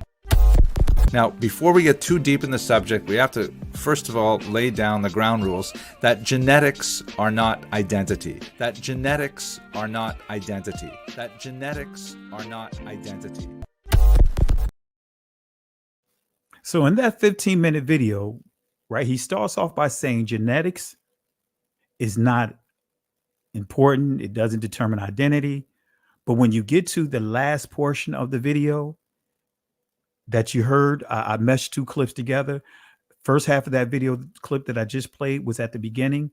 The other portion of it was towards the end of the video, and he craftily, I mean, literally operating in with that fourth beast that Daniel talks about. He says genetics is not important, doesn't determine identity. But then as he progressed through the video, he disrespects the Lemba. He says, "Oh, man, I'm going to play the clip here in a second." But then he gets into the Kohen. Then he goes from the Kohen to say how the women of the Lembas are not Lembas, that they're part of other communities. So basically, this notion basically is trying to say that they're not Lembas.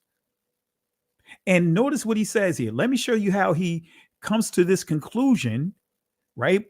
Use DNA and this, matrilineal,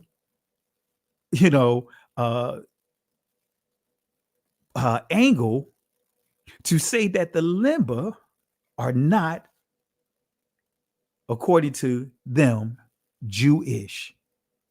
Let me go ahead and let you listen to it, and then we'll get some sources here. Here we go. Notice, here's the second contradiction. So you're going to hear the first clip, then you're going to hear what he said leading up to his conclusion of denouncing the Lemba. First of all, push aside the whole question of mitochondrial DNA, because when the Lemba women were tested, there was no similarity to Jewish women or Middle Eastern women. Their DNA was primarily similar to the African Bantu-speaking peoples among whom they lived. It's useful to note that the Lemba are very, very strict about their patrilineal descent, but not their matrilineal descent. Men, in other words, cannot convert to become a Lemba, but a woman may. There's a lot of really rigorous hazing kind of rituals that are associated with female conversion, including things like they have to crawl through an anthill and they have to eat these horrible emetics that cause them to vomit and that thus remove their impurities and really bizarre things like that. But in other words, the bottom line is that all Lemba men are the sons of prior Lemba men, but Lemba women can come from anywhere and can join the Lemba clan. And once again, that underlines the fact that by rabbinic status, the Lemba can't be Jewish because they don't have matrilineal descent. Now, before we get too deep in the subject, we have to, first of all, lay down the ground rules that genetics are not identity. That genetics are not identity. That genetics are not identity. So you hear the nice nastiness here, using terms like hazing. You hear how he deceptively used genetics. Doesn't that sound familiar with many of you guys that have done your DNA test? You know, early on, people telling you, hey, show DNA to prove that you connected to the Israelites. Then when you show not one, not two, not three, multiple DNA results, then they tell you you can't trust the DNA. But they can trust the DNA. See, that's double talking. That's being that shiesty, that shifty hands. But we're gonna break this down, family. We're gonna break this down. But this is the nice nasty that I pointed out. This is the rabbinical, how can I put a shade that the Lembas are experiencing right now. But let me allow you to hear another clip of what he said about the Lembas. Let me allow you to hear what he said. This is the nice nastiness that all of us have been subjected to, the nice nastiness. Here it is. At some point in what we would call the medieval period, they broke Jewish law by eating mice, not kosher, and then they were exiled throughout South Africa. if it was me and this was my one opportunity to break the laws of kashrut, I don't think mice would be my first choice. But at any rate, that's how it went. What does that have anything to do with discussing whether or not the Lemba is genetically connected to the Israelites? See, that's why I labeled this the way that I titled this video, Rabbinical Shade. Wanted to make it clear, like, hey, the Lembas are disgusting. They didn't honor this, they didn't honor that. But wait a minute, let's talk about what that community has done to our community by way of the transatlantic world war. I got the sources. You guys know I pull sources. They played a major role. They were the major players. Look at some of those flyers and see whose names you see at the bottom of those flyers for selling slaves. You'll see Cohen. You'll see Levy. You'll see Benjamin. You'll see those are some of the popular names that you will see at the bottom of those flyers of those that have that sold our ancestors. Look it up. Look it up. But then if I didn't have enough time, I'll do it tomorrow, but I'll show you, right? And I'll give you sources about bloodletting. I'll give you sources about Moim, priests, right, up in New York, gave boys herpes because they were circumcising the boys by putting their mouths on their, I'll just leave it right there. But I'll give some historical information about bloodletting. I got some videos that me and my cousin, Pastor Jerry Carr, we put together almost 10 years ago. There's a channel titled The As Gods Movement, right? And we came up with that name to address the conscious community pushing that God stuff. We be God, we be God. But we came up with that channel. And if you go there early on in the early videos that are uploaded, you'll see we address these very things. I can name some other stuff, but for the sake of time, I'm not going to get into those discussions. I'm not going to get into those spaces. Come on, family. I got sources that I could pull up here. Look up burning of the Talmud. Man, there's a lot of history that most of you guys are not aware of. But look it up. The hundreds of cases of bloodletting. But of course, if you go to the Jewish encyclopedia, right, they'll say that, hey, it was accusations of anti-Semitism. But anyway, we'll stop right there. I'm not going to keep going into that. But again, lay down the ground rules. Genetics are not identity. That's what he said. But let's use one of their sources. And I hope someone forward this over to the rabbi. I hope someone forward this publication over to the rabbi. I hope and pray someone forward this publication over to the rabbi. This is the forward. This is a Jewish publication that's been around for well over 150 years, right? This is a Jewish publication. But notice what they say here. Can 23andMe tell us if Jews are a race, and is that a good thing? Ari Fieldman, July 30th, 2017. It says here, I've been showing this source. This is a drop the mic source right here. I got some other sources, but this is a drop the mic source here. So for Rabbi Abramson, for Rabbi Shapira, for what's his name? I can't even think of his name right now. I can't think of his name. It'll come to me. The Mike Browns, the Professor Mike Browns, and explain this here. Can 23andMe tell us if Jews are a race, and is that a good thing? Learning your genetic makeup has never been easier than it is in 2017. For less than the cost of a doctor's visit, some people are trying to use the service to find out or to what extent they're Jewish, a phenomenon that worries historians and scientists. Worries what historians and what scientists? It's not from our community.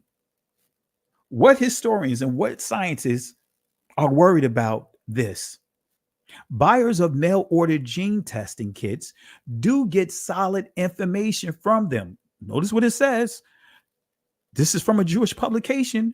For some of you guys that have used GEDmatch, some of you guys that have used 23andMe, some of you guys that have used Ancestry, some of you guys have used DNA, what's that, African DNA, some of these different tests. Now I used like 4 or 5 different, at least 4. I know that right off the top. I used 4 different ones and they all confirmed. But notice what it says here. Buyers of mail order gene testing kits do get solid information from them. Wait a minute. They made it clear. So for those that try to hate on you and say that those DNA tests cannot be trusted, this publication, Jewish publication, says it says here that they do get solid information from them. They do get solid information from them. They learn where their ancestors were living 9 generations ago. Some have even found living but long lost family members. The danger, expert says, is that in relying on these kits to learn more about their genes, users are perpetuating the notion that Jews are a race. Wait a minute. This publication is making it clear that Jews are not a race, but many, and this is the concern within their community, that many are using that as an opportunity or using that DNA to say that they are a race. But we see the manipulation of, when you look up the word Jew from the etymological dictionary online, you'll see one of the Jewish races. When you look up the word Jew. But let's go ahead and continue here. But it says here, users are perpetuating the notion that Jews are a race, a concept they say has no scientific basis. Wait a minute, they just agreed with Whoopi Goldberg, basically. Is this quote true? Right? Is this quote true? Well, this is coming from the anthropology newsletter, The Origins of the Idea Race by Audrey Smedley, November 1997. And family, I can drop the link inside the comment section for this. And I've been teaching this for years on top of years. Contemporary scholars agree that race was a recent invention and that it was essentially a folk idea, not a product of scientific research and discovery. This is not new to anthropologists. Notice what it says. It says race was a recent invention. Contemporary scholars agree that race was a recent invention and that it was essentially a folk idea, not a product of scientific research and discovery. This is not new to anthropologists. So let's go back to this article and see what it says. Notice what it says here, family. It says the idea of race has historically slotted humans into a handful of categories: Asian, Africa, white, etc. But research has shown that there could be as much genetic differences between these races as between them.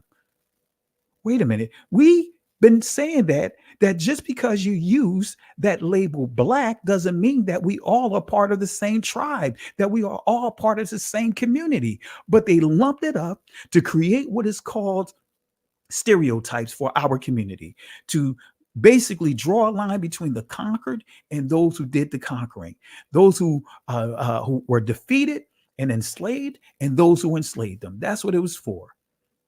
That red line. right? So there could be as much genetic differences within these races as between them. And experts say the notion that one skin tone and facial features alone can predict social behavior is plain wrong. It is really important for all of us to resist the attempt to revive this discredited notion that race is a biological category rather than a political and social category. Well, and these are just some of the uh, Twitter posts of that they use to for their concerns, as far as the writer of this article. This is what they posted, these examples of people within the Jewish community as we know them, using their identity, far as their DNA results, to show that they are what? White. Notice this one here. Jonathan Paul, he says, mine came back and basically told me I am extremely white. Mine is a bit of Ashkenazi Jewish heritage, which is kind of dope because Gal Gadot. So this particular person makes a reference to the person that played Wonder Woman, but he made it clear that his DNA made it clear that he is part of the white race. Let's continue. This was another example that was given. It says here by Abigail Jaffe, she says, I am 98% Ashkenazi and 99.7% European. That is white. See, that's the that's the fear, family. That's the fear. That's the fear. Because many of the younger generation are coming to the realization within that community that they are Europeans, that they don't have any blood connection to the ancient people. Just like this person here that I played early, this is why he said what he said here. Let me show you here. This is why he said he has no connection to the land. Here it is. The white man is enacting a story all over the world. We left our homes and flooded the world. We smothered culture. We smothered knowledge. We erased history and rewrote it our way. Myself, my grandfather is 100% Ashkenazi Jewish. Claiming to be Jewish, Ashkenazi Jewish is just a conspiracy. White men claiming to be of tribes of Israel when I'm Germanic. You know, I have no ties to Israel, no ties to Judaism. You know, except loosely written history that's been whitewashed over for centuries, and you know, it's the Renaissance. Oh yeah, right. You wipe everything clean. It's funny how exactly the Renaissance. It's this rebirth, but it's white rebirth. I think at the same exact time the Renaissance is happening, Columbus is sailing to America and committing genocide. There's only one true ethnic Jew, the Mizrahi Jew, because they are Africans, and if you read the original Bible written in Phoenician Hebrew, they're not. Jewish people are not Europeans. The modern Jews in Israel are Russians or Khazars to be precise, from Russia. I learned it from my grandfather that he was because he was an Ashkenazi Jew.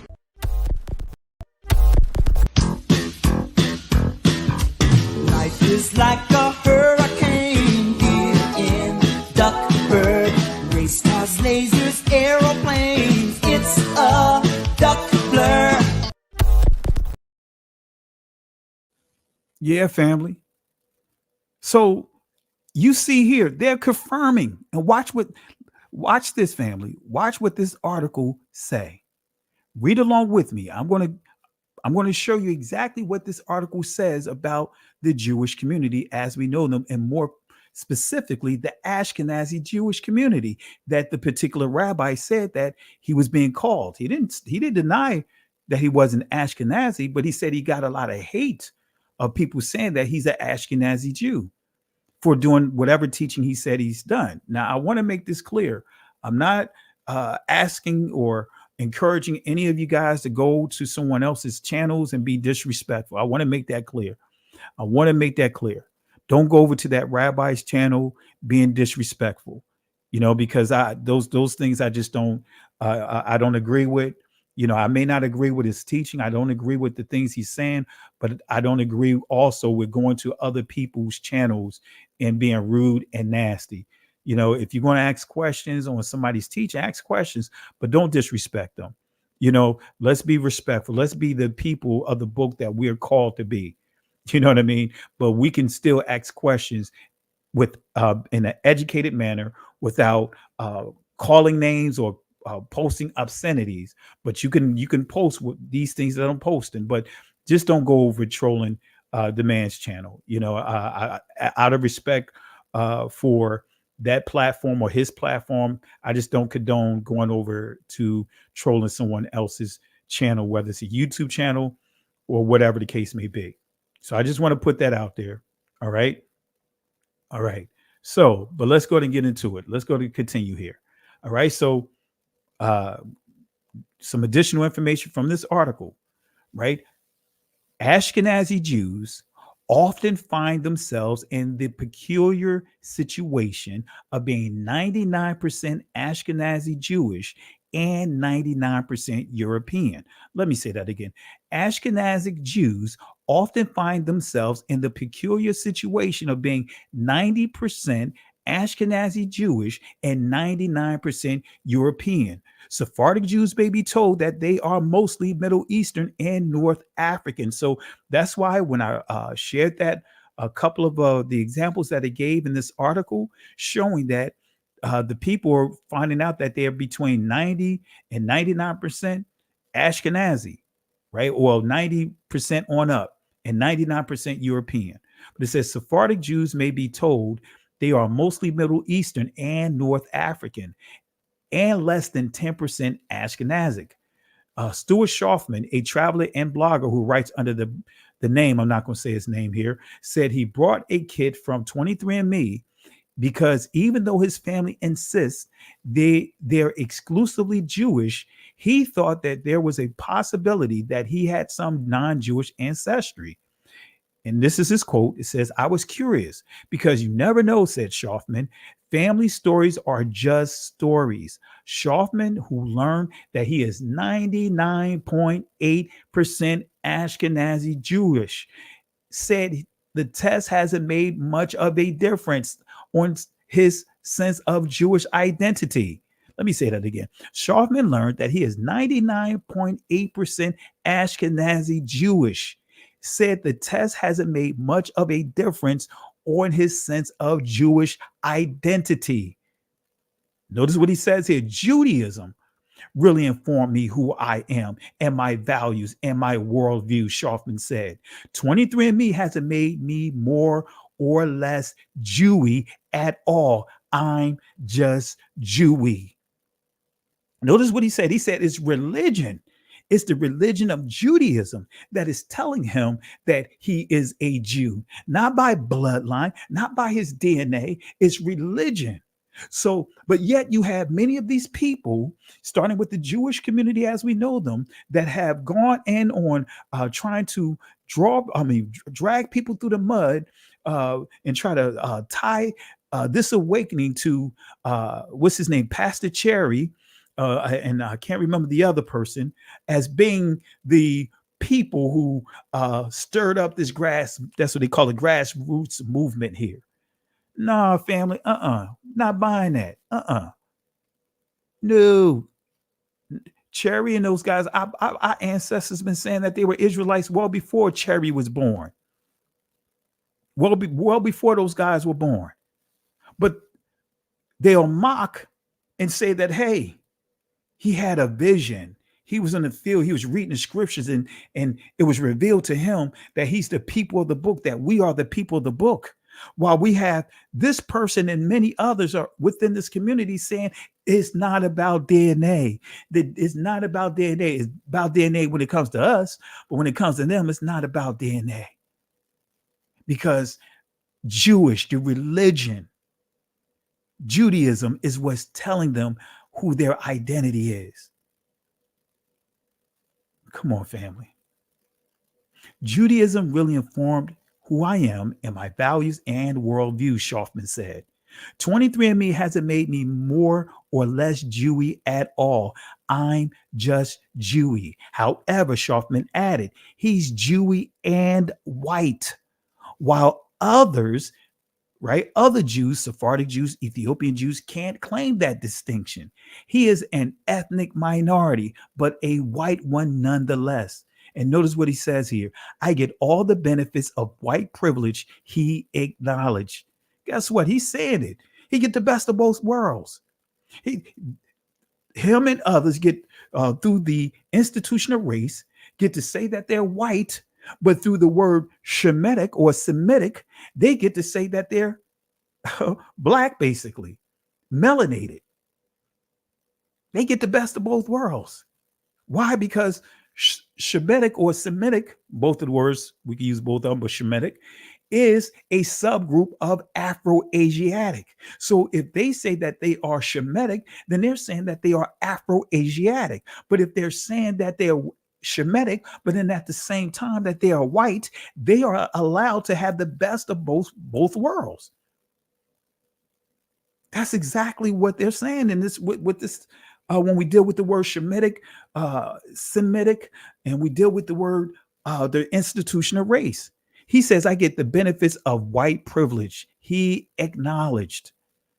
So what does the DNA says about the Ashkenazi Jews or the Jewish community as we know it? What does the DNA say? This is coming from a writing, a publication by Aaron Elhike, and tomorrow I'll post some of his clips. I have some of his clips that makes it clear that the Ashkenazi community, as we know them, they are connected to the Turkish people. Why is that important? Turkish people. He makes it clear, but this is his art. This is his publication. He is a geneticist. And notice what he says. Matter of fact, let me put a couple of links. As I said, I'll put some links inside the comment section. Let me put this link as well. I owe you guys a couple of links. So let me put it here. Blame Sister Carol for not reminding me to drop some links in here. Let me drop some links, family. You know, I like to share sources so that way no one can say that I am just talking out of the side of my neck. All right, let me give you this source. All right. Oh. Come on.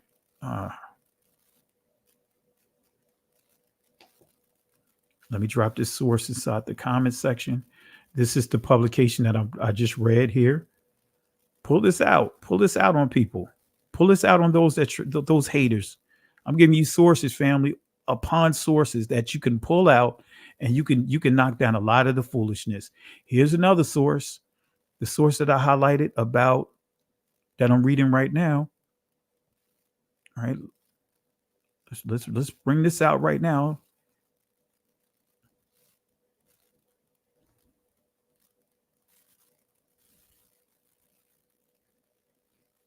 All right, here's another source. This is what I'm reading from right now. All right. All right. Can't put all the sources here right now. Should have placed them here, copied them here as I progressed in this lesson. But let me put this here about the institution of race.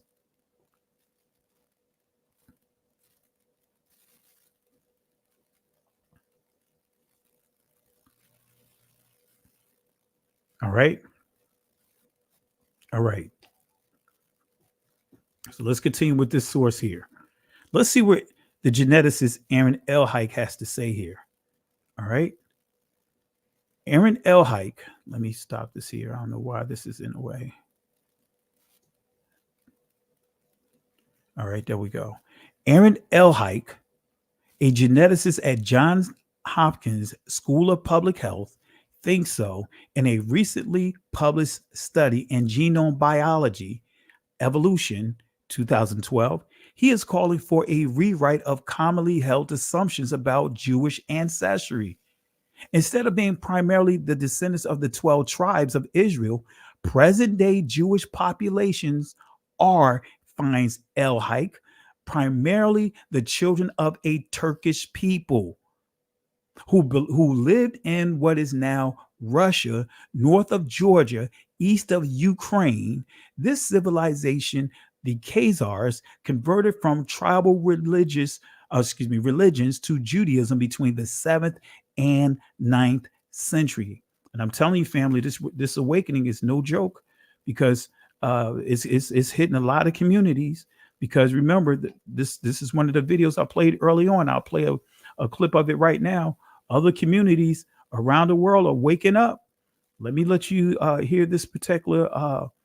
It looks like an Arab woman. I could be wrong, but no, it's a Turkish woman, a woman from Turkey, a Turkish woman, right? Who's related, right? But notice what this Turkish woman says about who's who. Assalamu alaikum. In the 13th tribe, Arthur Koestler traces the origin of Eastern Europe's Jewish population that was largely decimated by the Nazi onslaught during the Second World War. Through extensive research, he discusses the history of a trading empire that was set up by a tribe known as the Khazars. The Khazar Empire was located between the expanding power blocks of Christianity and Islam, and the people were converted to Judaism by their king as a way of standing apart from both. The Khazarians and their wealth were dispersed through the countries of Eastern Europe after the collapse of the Khazar Empire. The Khazarians were not a Semitic people, that they called themselves Jews after their conversion to Judaism is as absurd as the Chinese Muslims calling themselves Arabs. Is as absurd as the Chinese Muslims calling themselves Arabs. Is as absurd as the Chinese Muslims calling themselves Arabs.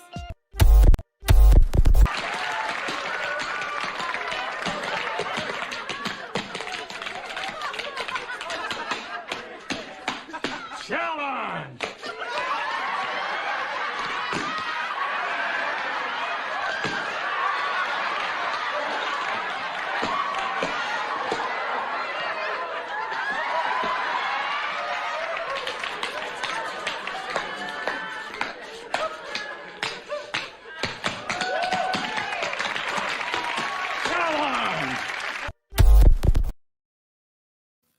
All right. So, as we see here, this is what the geneticist Aaron Elhaik, this is what he said. Primarily the children of a Turkish people who lived in what is now Russia, north of Georgia, east of Ukraine. This civilization of Khazars converted from tribal religions to Judaism between the 7th and 9th century. All right, so they're descendant of Turks. Doesn't that sound familiar? When we deal with the modern Egyptians, right? I didn't put the source here, but I could put it in tomorrow, proving that these modern Egyptians, they are also connected to the Turks, descendant of Turks, a Turkish people. Especially when you start dealing with the Ottoman Empire, right? The invasion in the 5th and 6th century. That's what you see here today.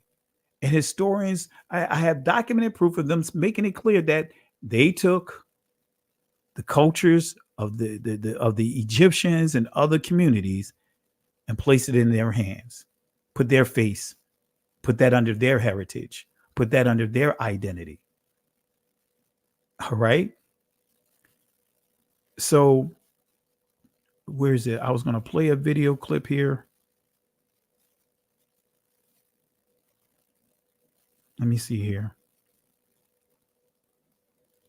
I thought I had it here, but I'll play this clip anyway. Now, the problem for me, it's not about color. It's not about white and black. This is a very reductive way to talk about things. This is the way that Americans talk about it. I'm very sorry. Like, I come from Egypt. Egypt has a very diverse color palette. People can look like me or they can look deeper skin tone like Anwar Sadat, who comes from a Nubian origin. It's not about black and white. It's not about black and white. It's not about black and white. It just doesn't matter. It just doesn't matter. It just doesn't matter. It just doesn't matter. At the end, it doesn't matter the color of your skin. Shemai was Egyptian. At the end, it doesn't matter the color of your skin. Shemai was Egyptian. At the end, it doesn't matter the color of your skin. Shemai was Egyptian. It just doesn't matter. It just doesn't matter. It just doesn't matter. It just doesn't matter. It just doesn't matter. It just doesn't matter. All right, so let's continue on with the Ashkenazi Jewish community. Because if you read in your Bible, right, you'll see Ashkenaz being a son of Gomer. You'll see him listed right up under Japheth. So how is it that they can have the best of both worlds? Anyway, that's a question. But this is coming from the LA Times. DNA ties Ashkenazi Jews to group of 330 people. Just 330 people from the Middle Ages. Right? It says here, so says a new study in the journal Nature Communication. An international team of scientists sequenced the complete genomes of 128 healthy Ashkenazi Jews and compared each of those sequences with the others, as well as with the DNA of 26 Flemish people from Belgium. Belgium, that's King Leopold II, King of Belgium. Anyway, their analysis allowed them to trace the generic roots of this population to a founding group in the Middle Ages, not the antiquities. See, that's part of the problem, family. When they mention like the 3rd century, the 4th century, for you and many of the those like the lay people, the novice, you're thinking the old antiquities. No, that's Middle Ages. So their analysis allowed them to trace the generic roots of this population to a founding group in the Middle Ages, not the antiquities, not during the time of the Messiah and prior. Ashkenaz in Hebrew refers to Germany. Wait a minute. I didn't write this. The Hebrew Israelite community didn't write this. This is the LA Times stating that Ashkenazi or Ashkenaz in Hebrew refers to Germany, and Ashkenazi Jews are those who originated in Europe. Come on, family. Come on, family. Come on, family. We got to give the chair to these lies.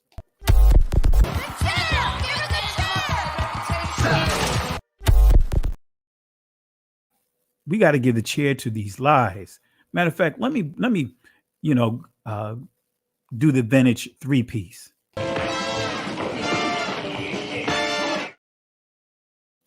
And let me give them their order to go.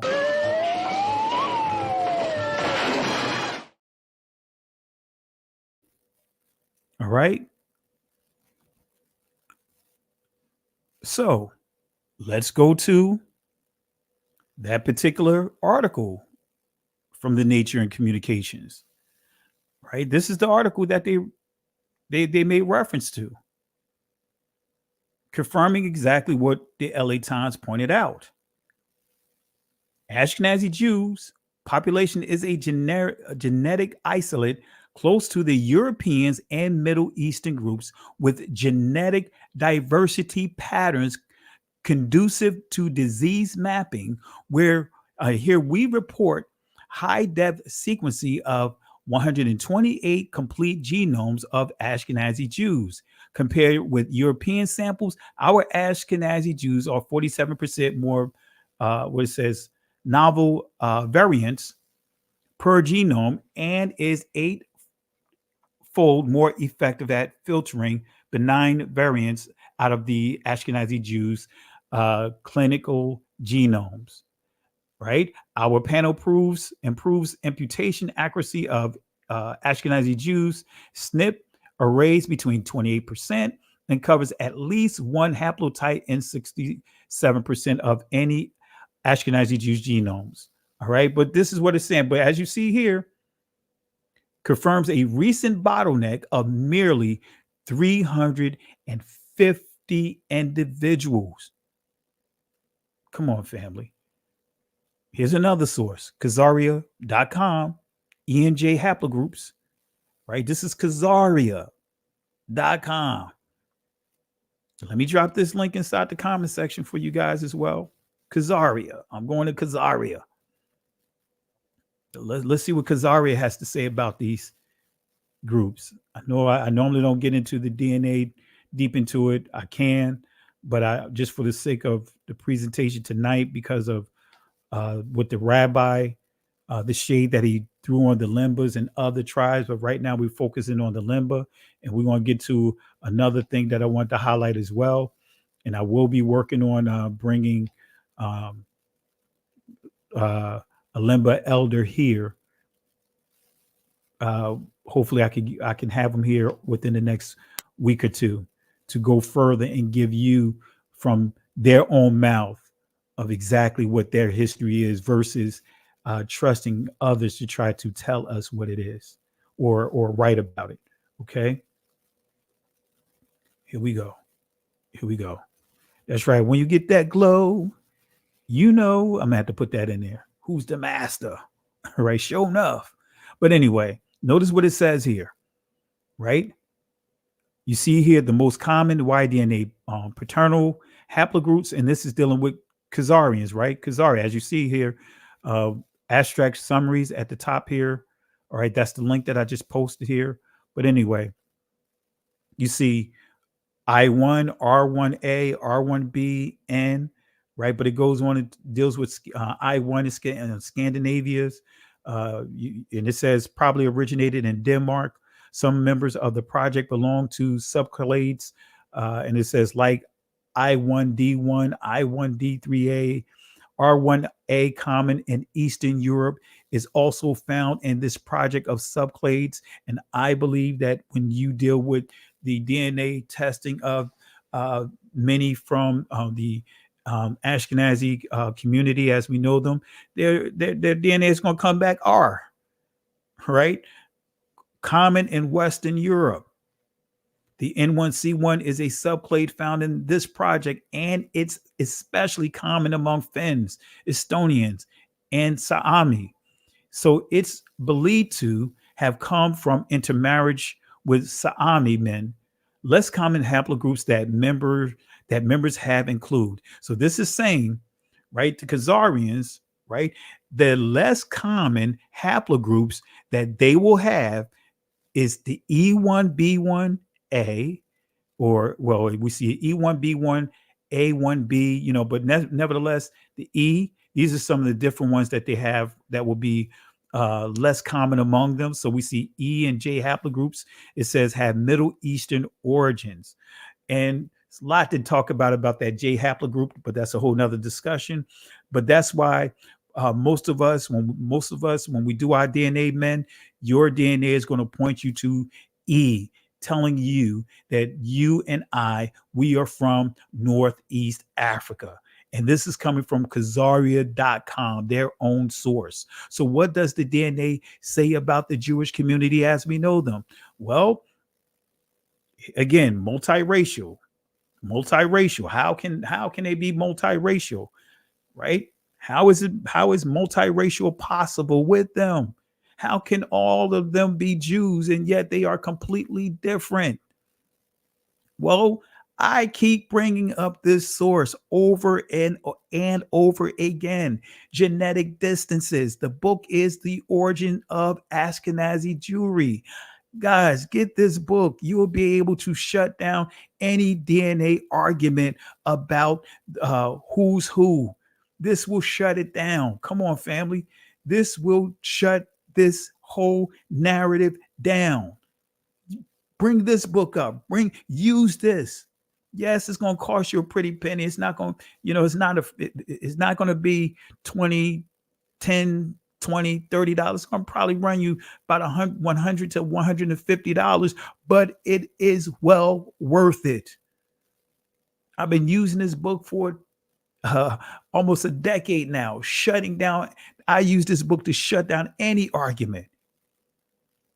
I'm telling you, from the language to the test, the flawed test that they made it a point not to use our community, any form from our community. All right. So let's go to another. Let's keep going on. I'm going geek mode on you guys. Let's see what this book says. A large part of the study was devoted to the determination of genetic distances between the different populations. So this is what the Jewish community, as we know them, to try to explain why you have the different races among their community, the different ethnic groups. They came up with this this formula, right? This called the genetic distance. This is what they came up with to try to explain why you see different communities looking totally different from other communities based upon geographical location. So a large part of the study was devoted to the determination of genetic distances between the different populations. Through this method, genetic markers from different Jewish populations are compared. The smaller the relationship, the more differences in DNA may have arisen. So the smaller the relationship, right? In other words, the larger the distances, the gap is going to be, to show that there's no relationship.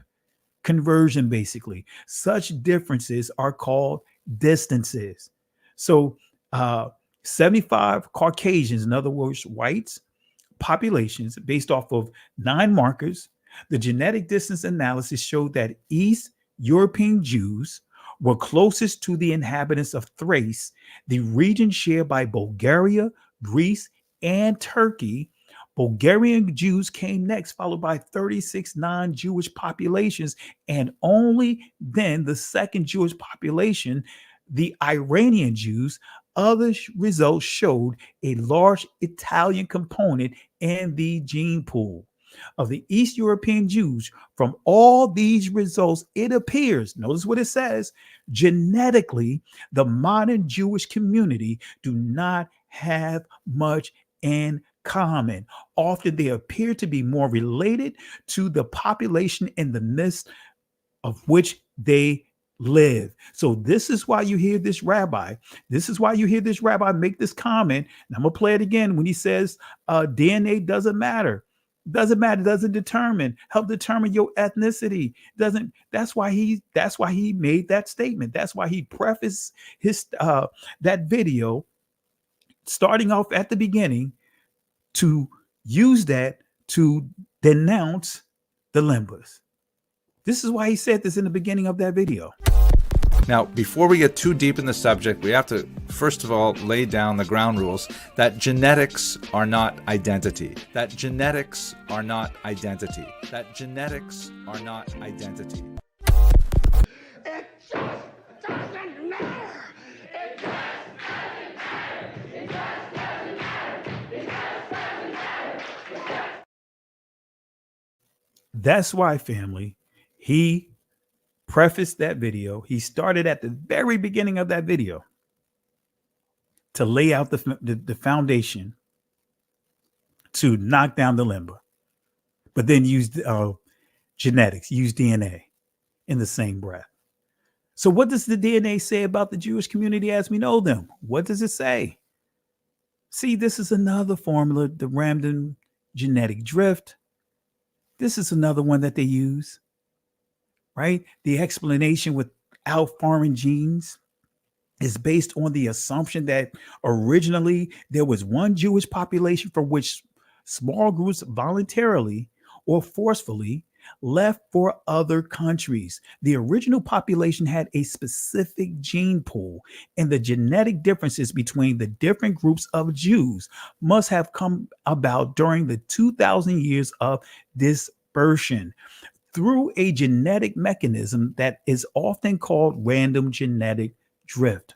So let me show you how the mechanics work with this particular test.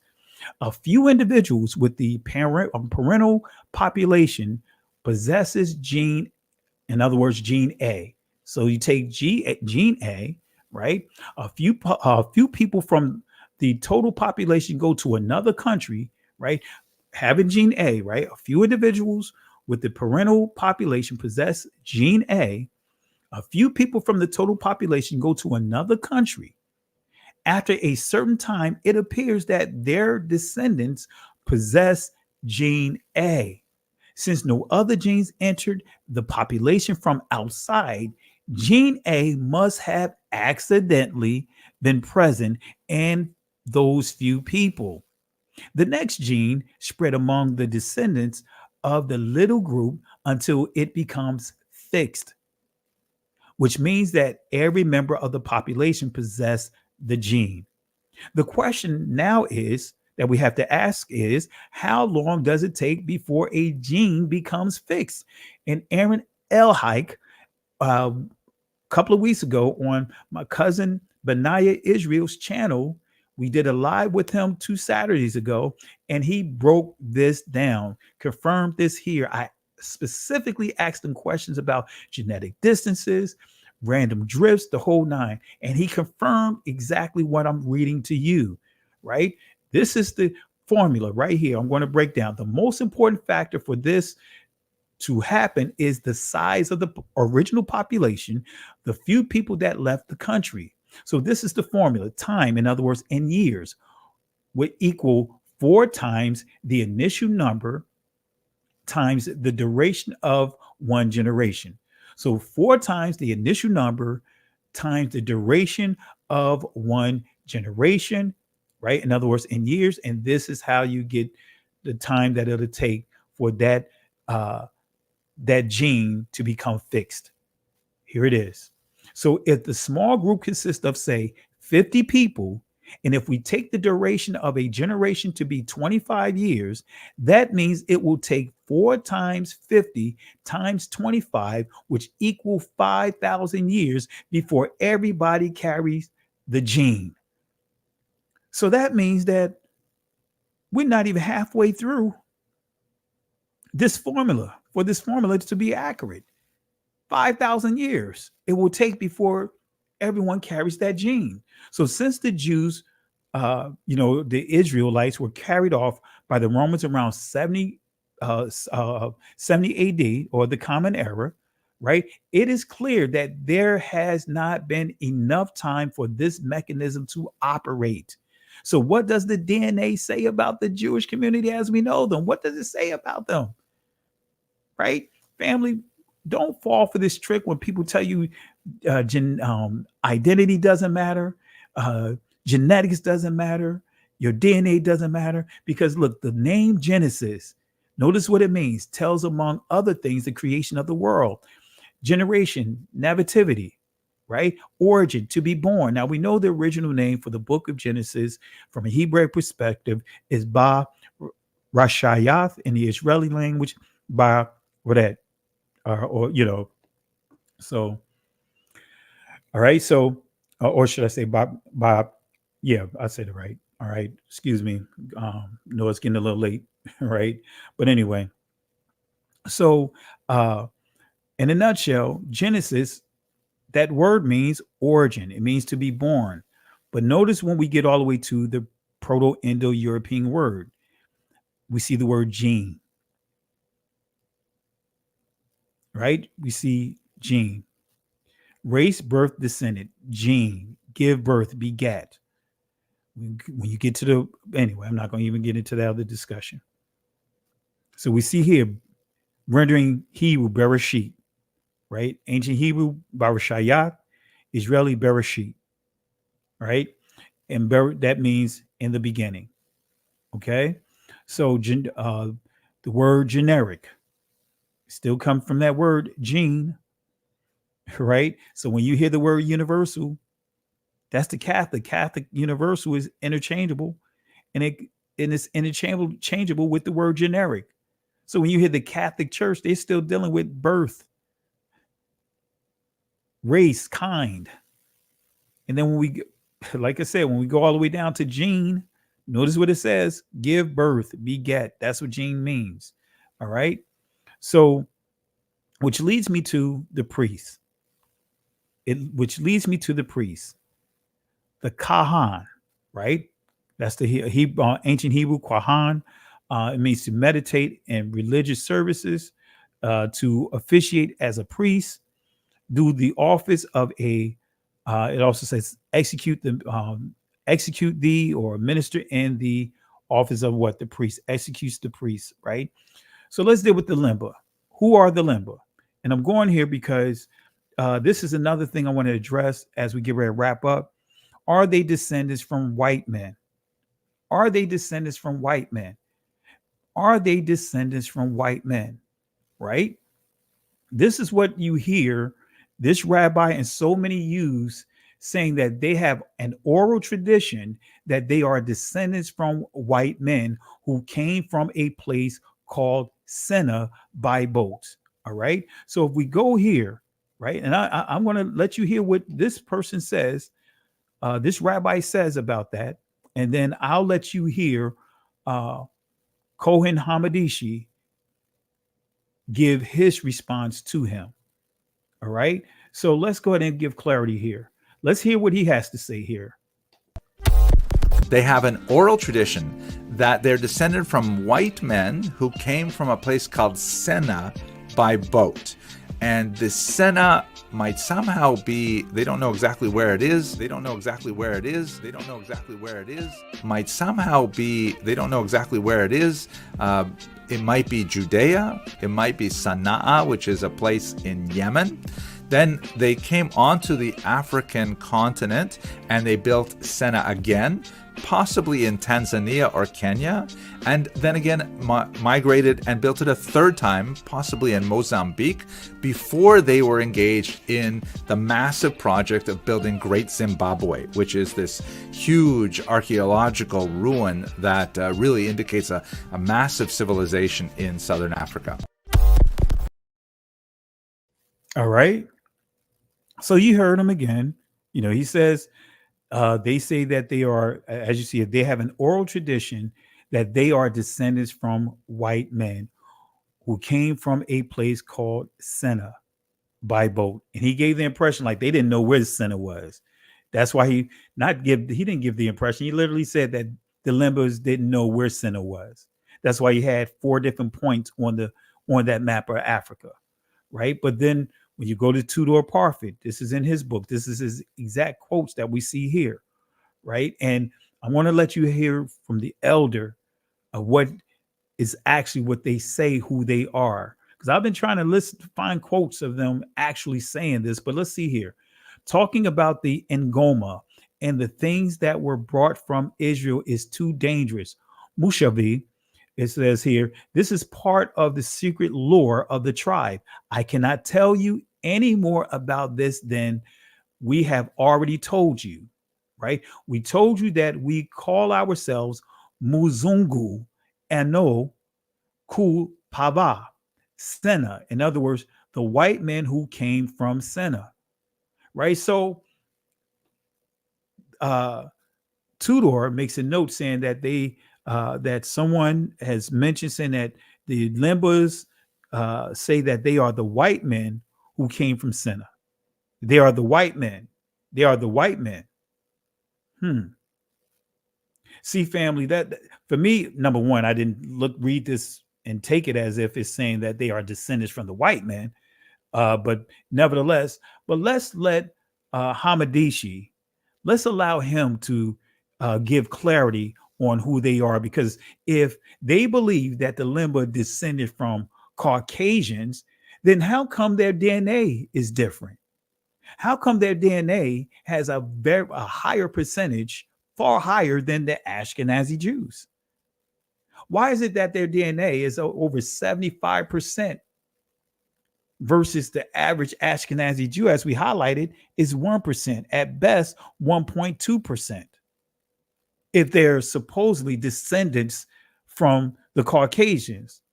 Come on, family. We have to be careful and not getting caught up with a lot of the stuff that is being said about coming from the mouths of people that's outside of the community. Why not just say, hey, let's hear from the horse's mouth. Let's see what they have to say. Well, let's see what Kohen Hamadishi has to say about this. Here's Kohen Hamadishi. Here he is. Shalom, Dr. Kelly. Shalom, greetings, my brother. This is Kohen Hamadishi. from Zimbabwe. I've been trying to get hold of you, but in vain.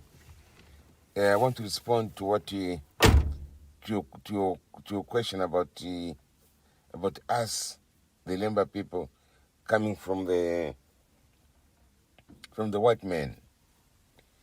I don't know where they got that information from. Whoever gave them that information did for a purpose.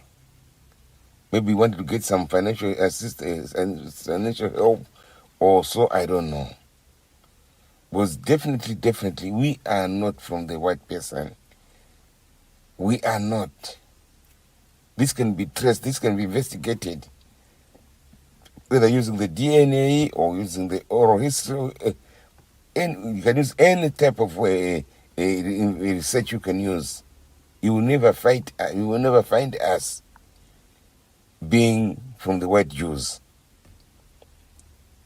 The nearest you can get us is with the Yemenite Jews in Yemen. Those are our people. Those are our blood. Those are our kin who we left in Yemen when we went to Africa. We will not deny that. But we share the same names. We share the same features. We share everything with them. Those are our people. Not the white men. It's wrong. It's totally wrong. Maybe someone who says that must produce some evidence or show some support to say that to show that we are from the white men. We are not. Look at our features. Look at how we our mentality. We are not from the white people. That is wrong. Thank you, Brother Kelly. Come on, family. Come on, family. You heard it directly from his own mouth. An elder of the Lemba. See, let you hear this nice, nasty comments that this particular rabbi pointed out. Because he said that basically they don't know where they're from. They don't know where they originated from. But they say they're from Senna, but they don't know where Senna is. Let me allow you to hear it one more time. Right? Let me play it. Here it is. They have an oral tradition that they're descended from white men who came from a place called Senna by boat. And the Senna might somehow be, they don't know exactly where it is. They don't know exactly where it is. They don't know exactly where it is. Might somehow be, they don't know exactly where it is. It might be Judea. It might be Sana'a, which is a place in Yemen. Then they came onto the African continent and they built Senna again, possibly in Tanzania or Kenya, and then again migrated and built it a third time, possibly in Mozambique, before they were engaged in the massive project of building Great Zimbabwe, which is this huge archaeological ruin that really indicates a massive civilization in southern Africa.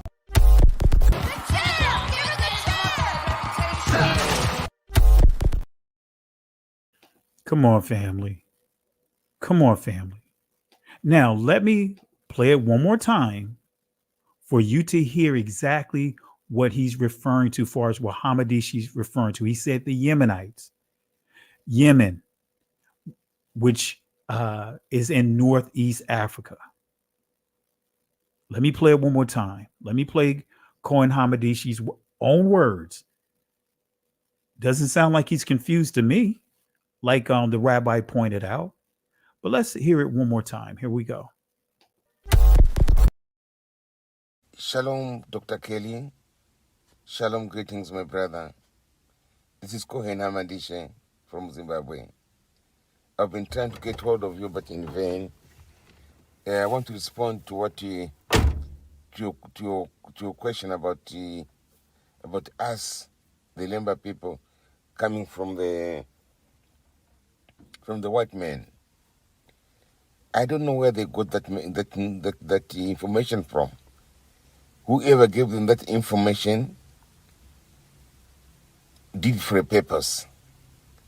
maybe wanted to get some financial assistance and financial help or so, I don't know. Was definitely, we are not from the white person. We are not. This can be traced, this can be investigated, whether using the DNA or using the oral history. And you can use any type of research you can use. You will never find us being from the white Jews. The nearest you can get us is with the Yemenite Jews in Yemen. Those are our people. Those are our blood. Those are our kin who we left in Yemen when we went to Africa. We will not deny that. But we share the same names. We share the same features. We share everything with them. Those are our people. Not the white men. It's wrong. It's totally wrong.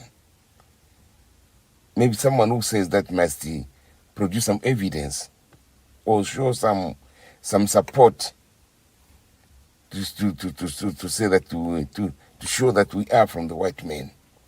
We are not. Look at our features. Look at how we our mentality. We are not from the white people. That is wrong. Thank you, Brother Kelly. All right. So, family, you heard it from Cohen Hamadishi, elder within the Lemba tribe. He's an elder in the Lemba tribe. Our relatives makes it clear that there's no confusion. They're not descendants of, and they're not proclaiming to be descendants of or come from the loins of Caucasians. Shout outs to Nguzo Saba. Thank you for the contribution, family. Let's show some love for Nguzo. Thank you for the love and support. Really appreciate the contribution tonight. Hallelujah. Really appreciate it. All right, family. So I am giving you a lot of information here. Let's see where we are. All right. You know, this is the formula of how they came up with the Cohen modal. This is what they used to come up with that. All right. So let's read it real quick. 3 key criticism of the testing. Number 1, the population studied are defined wrongly. The term Sephardic Jews being used for North African Jews. Let me say that again, because we hear this term Sephardic Jews. The population studied are defined wrongly. The term Sephardic Jews being used for North African Jews. Sephardic Jews are Jews whose ancestors were expelled from Spain in 1492. Zeus Mandiskin suspects that the authors used the term Sephardic as it is used in Israel by religious politicians, a terminology that has nothing to do with science. So Skorecki et al. Used the the Chi square test to differentiate between laymen and Kohanim, right? So as North African Jews are more aggregate population, in other words, composed of genetically different populations, Boni, Tamir, Ashbel, and Bar Shanai in 1978 showed that Jews differ significantly genetically from Libyan and Tussanian Jews. Conclusions from the chi-square test are not justified, right? And I'm going to break this down here in simpler terms. So the proposal to consider the Cohen module haplotype as characteristics for the Old Hebrew population is not supported by data from other populations. This haplotype is the most common among Iraqi Kurds, Southern and Central Italians, and Hungarians. In addition, it also occurs among the Lembas. So how did they do this? Among their community, whatever is the least popular DNA is what they said are determined to be the Levitical priests, right? The Lembas threw a monkey wrench in their formula here because none of these tests, none of these formulas, none of these models that they put together had none of us included in any of their testing. So the least common gene, which as we prove with the forward publication I shared, the Jewish community today, the Ashkenazi Jewish community today, right? They are 99% European. So at the max, maybe 1 to 1.5% possibly pointing to Northeast Africa. And tomorrow I'm going to play a testimony of Cohen Hamadishi, how the person that tested them, their DNA at the max came back 1.4%. But then when they did their DNA test, right, the results came back 24%. Then they modified the test, made some adjustments, came back, it was like 48%. Then they made some additional adjustment to the test. Instead of going down, when I say those that tested them, that was sent from Israel, then they tested them again and it went from 48% to 74, 75%. Tested them again, and they did not give them their final results because every time they tried to tweak that formula, it went up. So the Lembas they were not expecting the Lembas. So the least far as in terms of amount of people, right, with this particular Y chromosome is what they determined among their community to be the Cohen, to be the Levitical priest. So this may look strange because the composition of the haplotype is based on a unique event, for example, a mutation. However, it is not known when this unique event took place, right? And some of you guys that may have done the Aaron L. Hike did his DNA channel, went to his DNA testing and did some of the things that are there. I think mine came up saying 20% when it comes to the Levitical, the Levites or whatever. But guess what? If it's saying this 20%, at least for the Levites, that means all of them because they're from the same father. I'm going to get to that point here in a second. So, however, it is not known when this unique event took place, when this was very long ago. This haplotype cannot be used for determining relationships between groups that only arose during the last 2,000 years. Let me say that again. I hope you guys caught it. This haplotype cannot be used for determining relationships between groups that only arose during the last 2,000 years. So saying that this group of people rose at the max within this past 2,000 years, Middle Ages, early Middle Ages, still almost 2,000 years. So they cannot even apply this to them. That's what this is saying. So the conclusion, this is what this says, gives a conclusion about this so-called Jewish priest. Notice what it says. This study of the Jewish priest contains an inconsistency. We see the following. Jacob and 12 sons who are, of course, all had the same Y chromosome. One of these sons, we have the following descent. Levi, Kohath, Amram, Moses, and Aaron. Both Moses and Aaron, forefathers of the priest, therefore had the same Y chromosome as Jacob, and thus the same as the remaining sons of Jacob and their male progeny. But notice what it says here. Why then would today's priests have a different and the same Y chromosome from all other Jews unless laymen are to a large extent descendants of converts? Oh my goodness, this is a drop the mic moment right here. So this is making it clear. You're not going to, Levi is going to have the same Y mutation as any of his brothers, Benjamin, Issachar, all of them are going to have the same Y mutation, Naphtali of their father. Anything outside of that proves that if you're going to have all these different variations of Y, the Y haplotype, that means that they're there because of converts. thus the law returned. All right. So when did the Jewish community become a race? We about to wrap this up, family. When did they become a race? According to the legal system, is a Jew a Jewish is a Jew or Jewish a race? According to the legal system, what is the race of a Jew or a Jewish person? This is coming from Sha'ari Tefillah, Congregation versus Cobbs. This is coming from the Supreme Court. You guys know who've been following me. I've been teaching this for years on top of years. Introduce this source to our community, encouraging our people to get outside of the typical stuff that many would use, and not trying to throw shade on it because it's a great book. But what's his name? From Babylon to Timbuktu.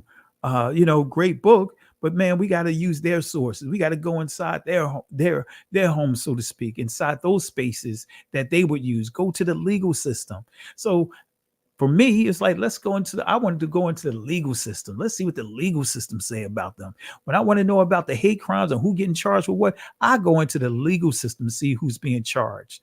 But this right here shuts it down. Notice what it says here. The Fourth Circuit, this is the Supreme Court, and I'll drop this link inside the comment section once I wrap it up.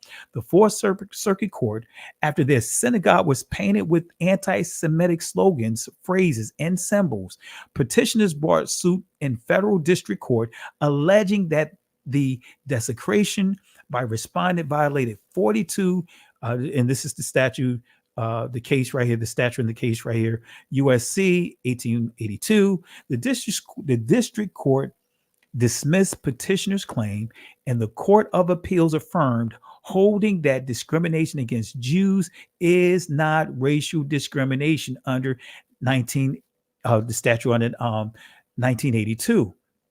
So what this is saying, that the perpetrator here, Cobbs, is a Caucasian. He's a white guy who vandalized the synagogue, and now the assembly is taking him to court, right? Filing racial discrimination. But the court says, hey, this is not racial discrimination. It says holding that discrimination against Jews is not racial discrimination under this statute, right?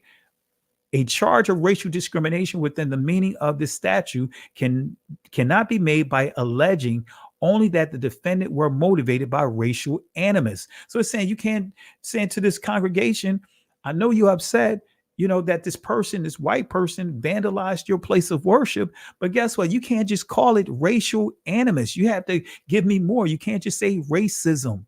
Why? I'm going to explain it here. It is also necessary to allege that the animus was directed toward the kind of group that Congress intended to protect when it passed the statute. And here it is, P 481 U.S. 617.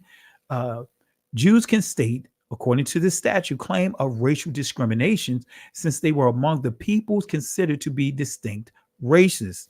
But notice what this says here. And hence, within the protection of the statute at the time it was passed, they are not foreclosed from stating a cause of action simply because the defendants are also part of what today is considered what? The Caucasian race. Uh-oh. Let's see what Supreme Court Justice White had to say. Reverse remanded. Let's see what he says here. Justice White delivered the opinion of the court. Notice what it says here. We agree with the petitioners. However, the Court of Appeals erred in holding that the Jews cannot state a claim against other white defendants. Wait a minute. So they're recognizing that the Jews are white and saying that they cannot stake a claim against what? Other white defendants. That view rested on the notion that because Jews today are not thought to be members of a separate race, let me say that again. Because Jews today are not thought to be as members of a separate race. In other words, what race are they part of according to the Supreme Court, according to the laws of this land? They are part of the white race. So how in the world can they claim to be Shemitic and white at the same time? Because Shemitic is a subgroup under the Afro-Asiatic. So again, get the best of both worlds. So Jews today are not thought to be members of a separate race. They cannot make out a claim of racial discrimination within the meaning of this statute, right? But it goes on to say, and it gives a source here, a case here, not getting into it.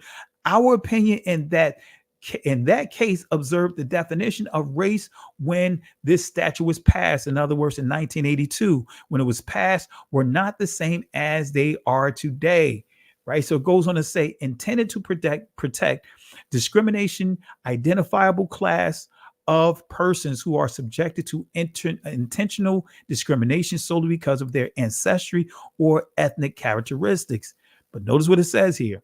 Is make a reference to this statute, to this case. It says the question before us is not whether Jews are considered to be a separate race by today's standards, but whether at the time of the statute was adopted, Jews constituted a group of people that Congress intended to protect. It is evident. See, Congress is all in the Kool-Aid, right? It is evident from the legislative history of the section reviewed by St. Francis College, a review that we need not repeat it here. The Jews and Arabs were among the people then considered at that time. But guess what it says? To be distinct races and hence within protection of the statute. But notice what it says here. Jews are not foreclosed from stating a cause of action against other members of what today is considered to be part of the Caucasian race, because they're saying here early on, initially, they were believing that the Jews, the Arabs, were part of what? A particular special race. But they said, but now all of that has changed. And the legal system as well, it has changed. That the Jews, are foreclosed from stating a cause of action against other members of what today is considered to be part of the Caucasian race. So we could stop right here. So what this is saying is that, hey, they can file a lawsuit, or they could take this person to court and file hate crimes of practicing what? Their place of worship. That's what they're saying. They're saying, hey, if you want to file a hate crime because this person is coming and hindering you from worshiping your religious freedom, then you can file a court case. You have a case, but you cannot file it solely on race. Why? Because they're part of the same race. According to the institution of race, a black person can't sue another black person, because guess what? According to the laws of the land, we're part of the same race. That's what this is saying. So how is it that they can get the best? When I say they, this community can get the best of both worlds. How? By saying that they're part of the white race, and that they are part of what? They're Shemitic. All right, family. I know I done given you so much information. I've given you a lot of information tonight. All right. So I want to encourage you guys. If you haven't, man, we should have at least, looks like we have almost 500 people here in the chat. So we should be sitting easily at 300 or 400 likes. Let me take a look at, see where we are. All right. Hopefully you guys, yeah, there we go. We at 302. Let's see if we could get those likes up to 350. And man, we're gonna do a part 2. We're gonna do a part 2 to this lesson, and we're going to continue to knock down a lot of the craziness that are coming against our community and family. This is why, man, the Most High is not playing, man. This awakening is real. And guess what? Those that are opposing us are scared. They know that people are leaving the church in droves. They know that people are even questioning and starting to transition out of these synagogues. Why? Because they're asking the same questions like, wait a minute, how can it be? They're asking the same questions. They seeing the sources. They seeing the commotion that's going on. They see what's happening all around us, family. So with that being said, family, I hope this blessed you. And I'll drop the link here real quick. I'm not going to go too long, but stay on topic. Let's be very respectful with the comments. I'm going to drop the link real quick.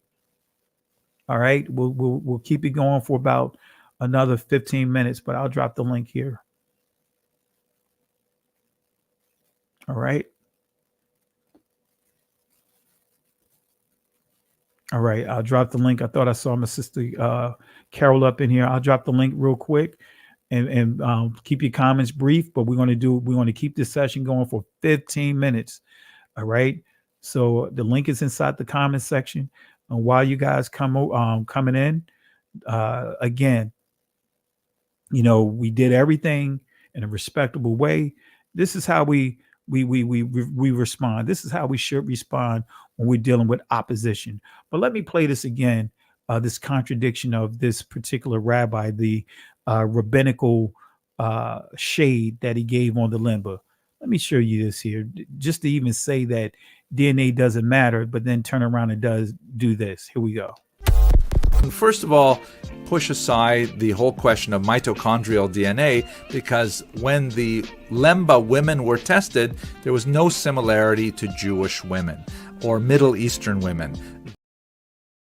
Real quick, family, before I play that whole video again, mitochondrial DNA, I'm going to post a video up. It's some older videos here that I've done over the past couple of months. Family, it's not going to be the same in our women as the Europeans, right? I have sources, I have videos that's up that I posted during the time. If you go back about 2 months ago when we was dealing with the whole Cleopatra nonsense, right? You will see that I posted videos showing that the Europeans, the Caucasians, their DNA, when we deal with the mitochondrial DNA, especially that Eve gene, they make it clear that it's different among the melanated women versus Caucasians. So that's another deceptive comment that this rabbi had given. I didn't have time to put the clip in here, but I'll make sure I put the clip in there in the future, and I don't have my hard drive in here to upload it from it. So I just want to point that out, family, that is an absolute deceptive lie that is being told, right? Of course, it's the truth that it's going to be different, but the reason why it's different is because we're the original. We're the original. But anyway, let me play this clip, and I have someone. I got Mr. Pirate Brain in the back, but I'm gonna play this video real quick, and then I'll bring them in. Here we go. First of all, push aside the whole question of mitochondrial DNA, because when the Lemba women were tested, there was no similarity to Jewish women or Middle Eastern women. Their DNA was primarily similar to the African Bantu-speaking peoples among whom they lived. It's useful to note that the Lemba are very, very strict about their patrilineal descent, but not their matrilineal descent. Men, in other words, cannot convert to become a Lemba, but a woman may. There's a lot of really rigorous hazing kind of rituals that are associated with female conversion, including things like they have to crawl through an anthill and they have to eat these horrible emetics that cause them to vomit and that thus remove their impurities and really bizarre things like that. But in other words, the bottom line is that all Lemba men are the sons of prior Lemba men, but Lemba women can come from anywhere and can join the Lemba clan. And once again, that underlines the fact that by rabbinic status, the Lemba can't be Jewish because they don't have matrilineal descent. Now, before most Egyptologists and anthropologists, archaeologists of the Eurocentric persuasion will say that Egypt is in Africa. They had to concede that, but then they still draw the line by saying that they weren't Africans like that. In other words, they weren't dark-skinned people. And of course, this is all part of the Great Deception. And the reality is that if they give up Egypt, ancient Kemet, if they give that up and say that that was a part of Black Africa, then they will also have to give up Israel. And that's why they draw the line at Egypt, because if they give up Egypt, they've got to give up Israel. Now, we're going to go over here, and I'm going to show you where Israel sits on the African tectonic plate, which means that Israel is northeast Africa. Now, when we look at this map, this is the Sinai. Okay, this is the Red Sea. This is Egypt. This is the Sinai. This is Israel. All right, this is Saudi Arabia over here. All right, this is Saudi Arabia over here. Now, if you see this in Hebrew, it says Haluach Africani, the African plate. Here it is right here. Israel is sitting right here. Israel is sitting on the Haluach Africani, which means that Israel is northeast Africa. Without question, we are in Northeast Africa. We are landlocked to Egypt, with the exception of the Suez Canal, which was a man-made ditch, a boundary now between, in fact, it's not even really a boundary anymore since Egypt has reclaimed the Sinai Peninsula. But nevertheless, even those of us who are Pan-Africanists in our thinking and Afrocentric, we forget and we leave off that portion of Northeast Africa and don't want to claim anything beyond that. Europeans classified this area as a Middle East. You know, and then since this the Middle East, the other question, where the Middle West? Where the Middle North and where the Middle South? They don't have no geographical terms like that. All right. Appreciate it, brothers. You guys for being on here. Let me go ahead and set this up here. I'm going to start off with you, Mr. Pirate Brain, since you was here first. Any comments you have to share before we wrap up tonight? Oh, yeah. How you doing? Thank you for letting me up here. I'm doing great. Thank you. This was an excellent class. I learned a lot. And it was very interesting, this rabbi, how he was really, if you listen to his tone and the way he was describing our people, he spoke as if we were animals. You Absolutely. know, he lifted himself up higher than us the way he was speaking, and especially the way he was speaking of our women. But yet, and still, when they circumcise, they sexually assault everyone they circumcise. And I don't have to go deeper into that. You get my point. Absolutely. Sodomize, yeah.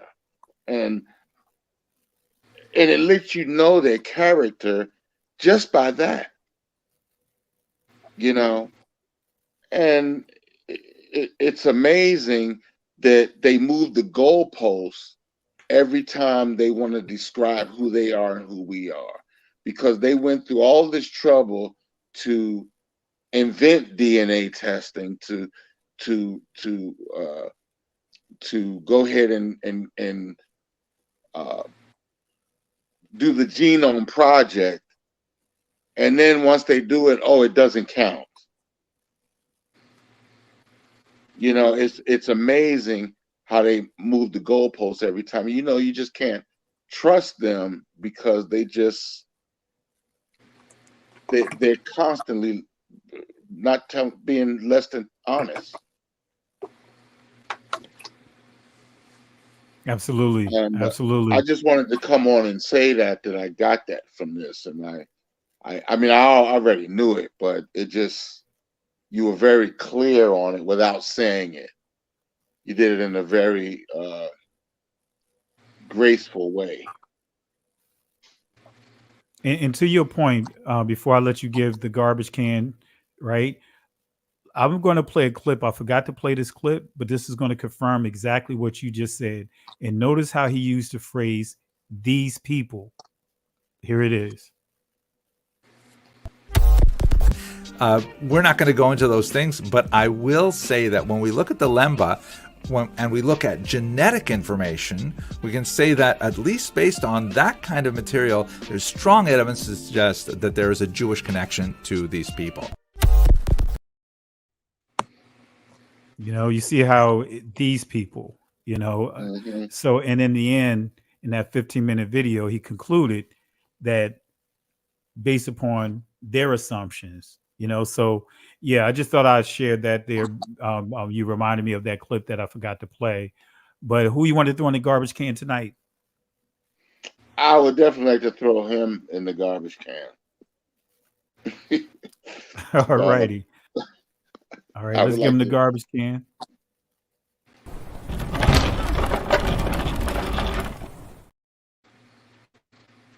Give a 3-piece along with that. Yeah.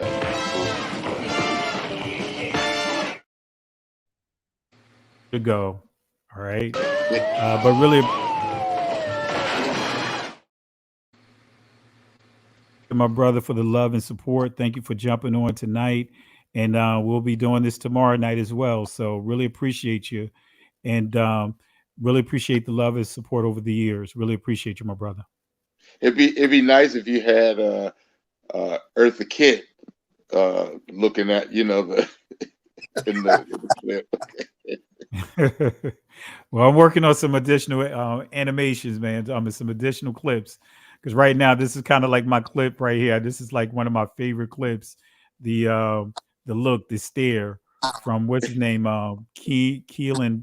I always mess up their names, man. I'm sorry, I don't even want to put their names, but the only one I remember.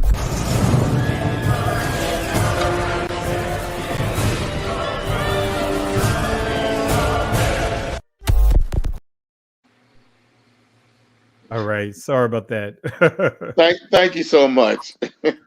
All right. Appreciate it, my brother. Blackwire. Blackwire got you here. Appreciate you, my brother, for jumping on. I'm doing great. I'm blessed this Shabbat night. And you? I'm doing great. Doing great. Peace and blessings, everybody. Appreciate all the information, all the knowledge. I don't know. It's just kind of weird. They say that coincidence is when God or Yah chooses to remain anonymous. So I just found you probably about a year ago. I started looking at your channel right after, I think it was your show, or actually the YouTube on, I think it was in Baltimore. And I was pressed with a question at that particular time. It was basically, why is it that everyone in the Bible that we research, as far as pictures, illustrations, or anything, is basically from a European descendant, which made no sense to me at all, based off of where the Israelites come from, and basically everybody in the book, or where the book actually originated from. So it made no sense. So that's kind of where my journey started, and this is all I got here. But I appreciate all the information. A lot of it I've gone through, even as far as going through a lot of this stuff with the genotypes and the haplotypes. And once you kind of get into the science of it, a lot of what we have been taught doesn't make any sense.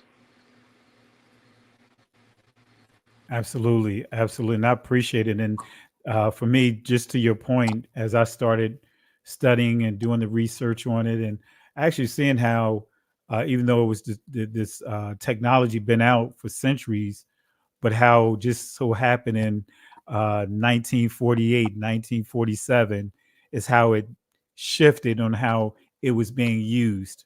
And you sound like you're very knowledgeable of the DNA, and I'm sure you know where I'm going at with that.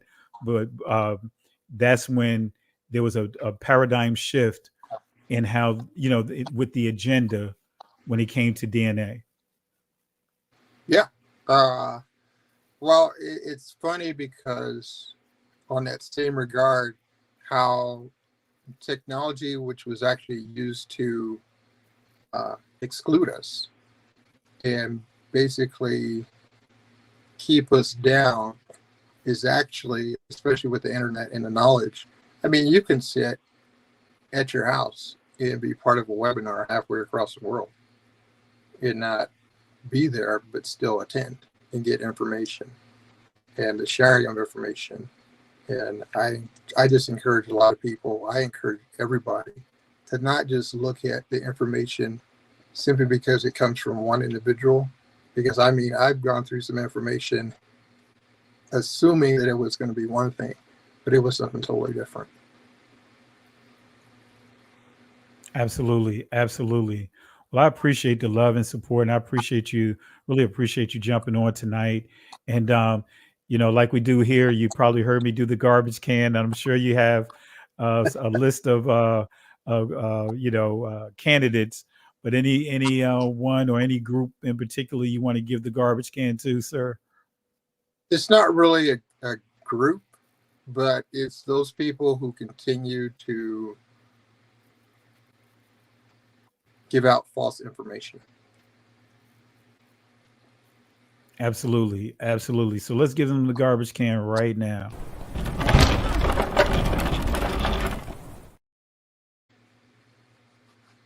Well, really appreciate it, my brother. Thank you for jumping on tonight.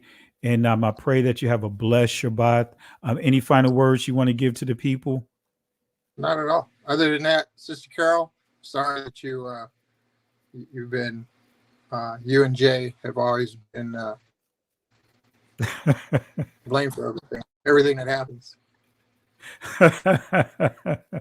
So I guess I get the garbage can for blaming them, right? No. Somebody's gotta get blamed. They got big shoulders. All right, so I'll make sure that I start using you when I see you in the chat as well. Hey, I'm here majority of the time. Okay, all right. I'm gonna make sure I blame you as All well. right. You take some of the blame. We All got right. to balance it, right? So, but appreciate you, There my you go. brother, and thank you, and love you. Have a blessed remainder of the Shabbat. All right, you do the same. Appreciate you. All right, brother Don, I see you here.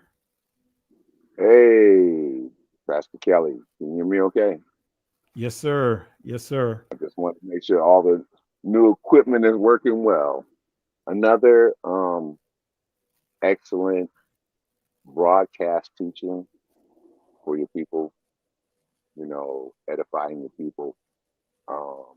You've been very diligent in the work.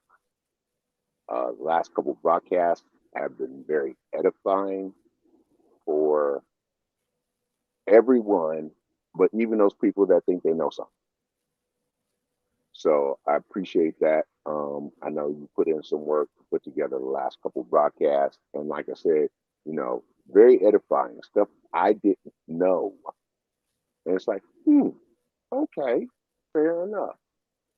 Because, when you sit down and you want to talk with these learned folks,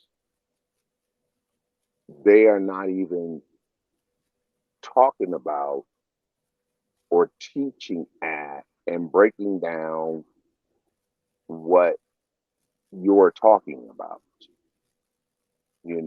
The way you was breaking down the words and everything in the broadcast yesterday, that was beautiful. I go back and listen to that again because, I need to get that just grounded in me so it can just flow out of me.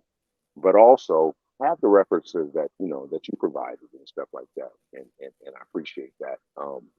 Because one of the things with these people that speak with this forked tongue, and we know these are the people that speak with the forked tongue historically, is they talk out of both sides of their neck. And you demonstrated the whole serpent wraparound where the head was saying one thing, but it ate the tail. And I hope folks can understand that because I'm speaking a little symbolic, with some symbology in terms of this whole thing.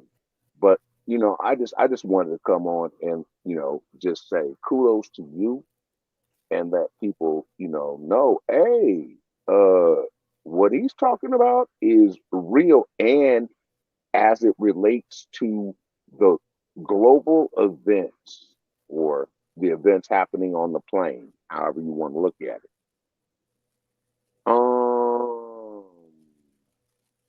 Yeah, truth is abounding and things are kind of looking like they're going the way that, the scripts say they're supposed to go. And I'm being very choicey with my words because, well, you know why. Absolutely. So, hey, like I said, man, hey, Come on, keep bringing it. Keep bringing it. I want to encourage you to keep bringing it the way you've been bringing it. And like I said, I got the book. You know, it costs. You can choose to sit on the porch, or you can choose to be a big dog. Which one do you want to be? And I'm going to use that book in our book club story time, and we're going to walk through it with those that want to, that want to listen. And we're going to get into it. And man, I think the Most High, nothing happens by accident. You were placed in my roadway, on my path to go where I need to go. Much blessings to you.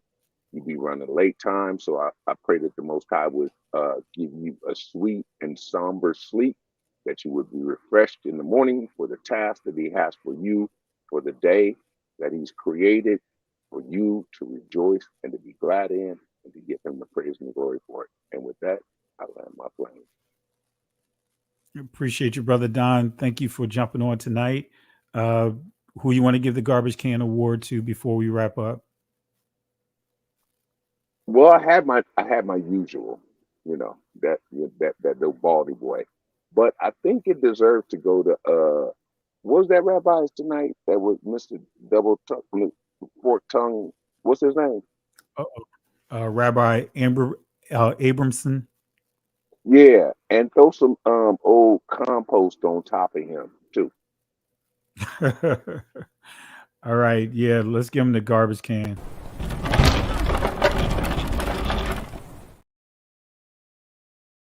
And let's also give him a 3-piece.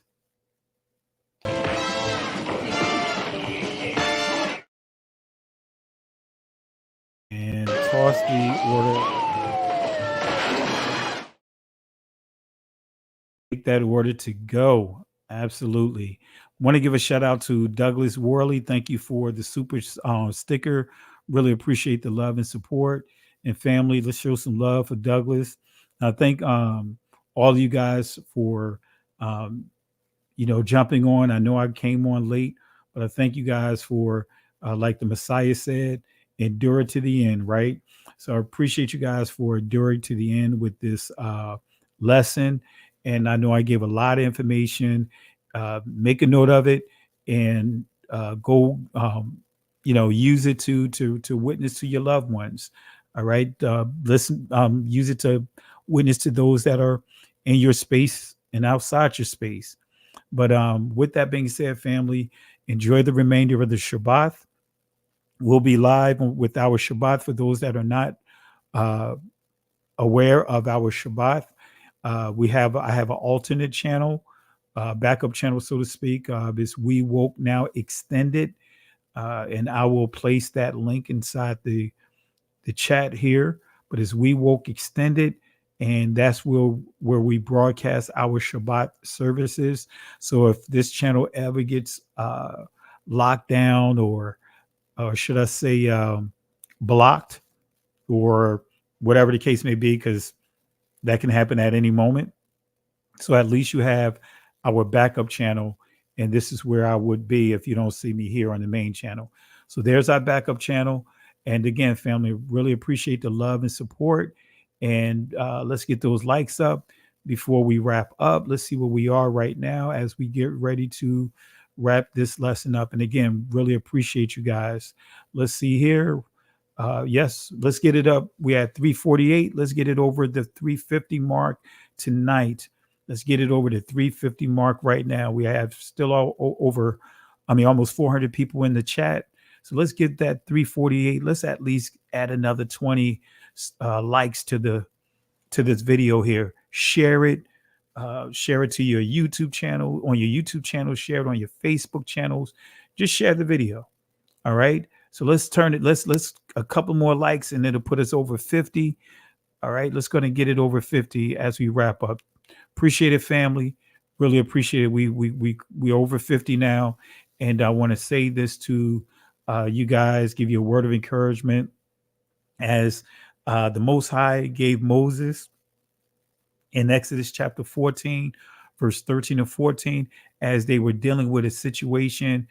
They was at what appeared to be a dead end, and the Egyptians coming up from behind.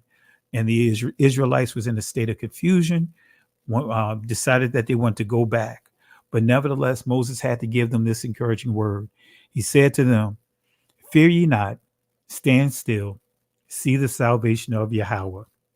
These Egyptians that you see here today, you will never have to deal with them again.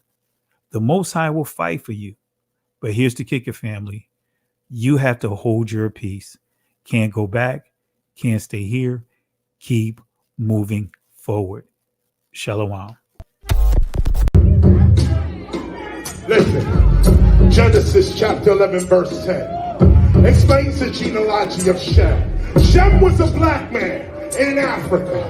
If you repeat this back, Genesis 14, verse 13, Abraham steps on the scene. Being a descendant of Shem, which is a fact, means Abraham too was black. Abraham, born in the city of a black man, called Nimrod, grandson of Ham. Ham had 4 sons. One was named Canaan. Here, let me do some explaining. Abraham, Isaac was Jacob had 12 sons, for real, and these were the children of Israel. According to Genesis chapter 10, these were the children of Israel. According to Genesis chapter 10, these were the children of Israel.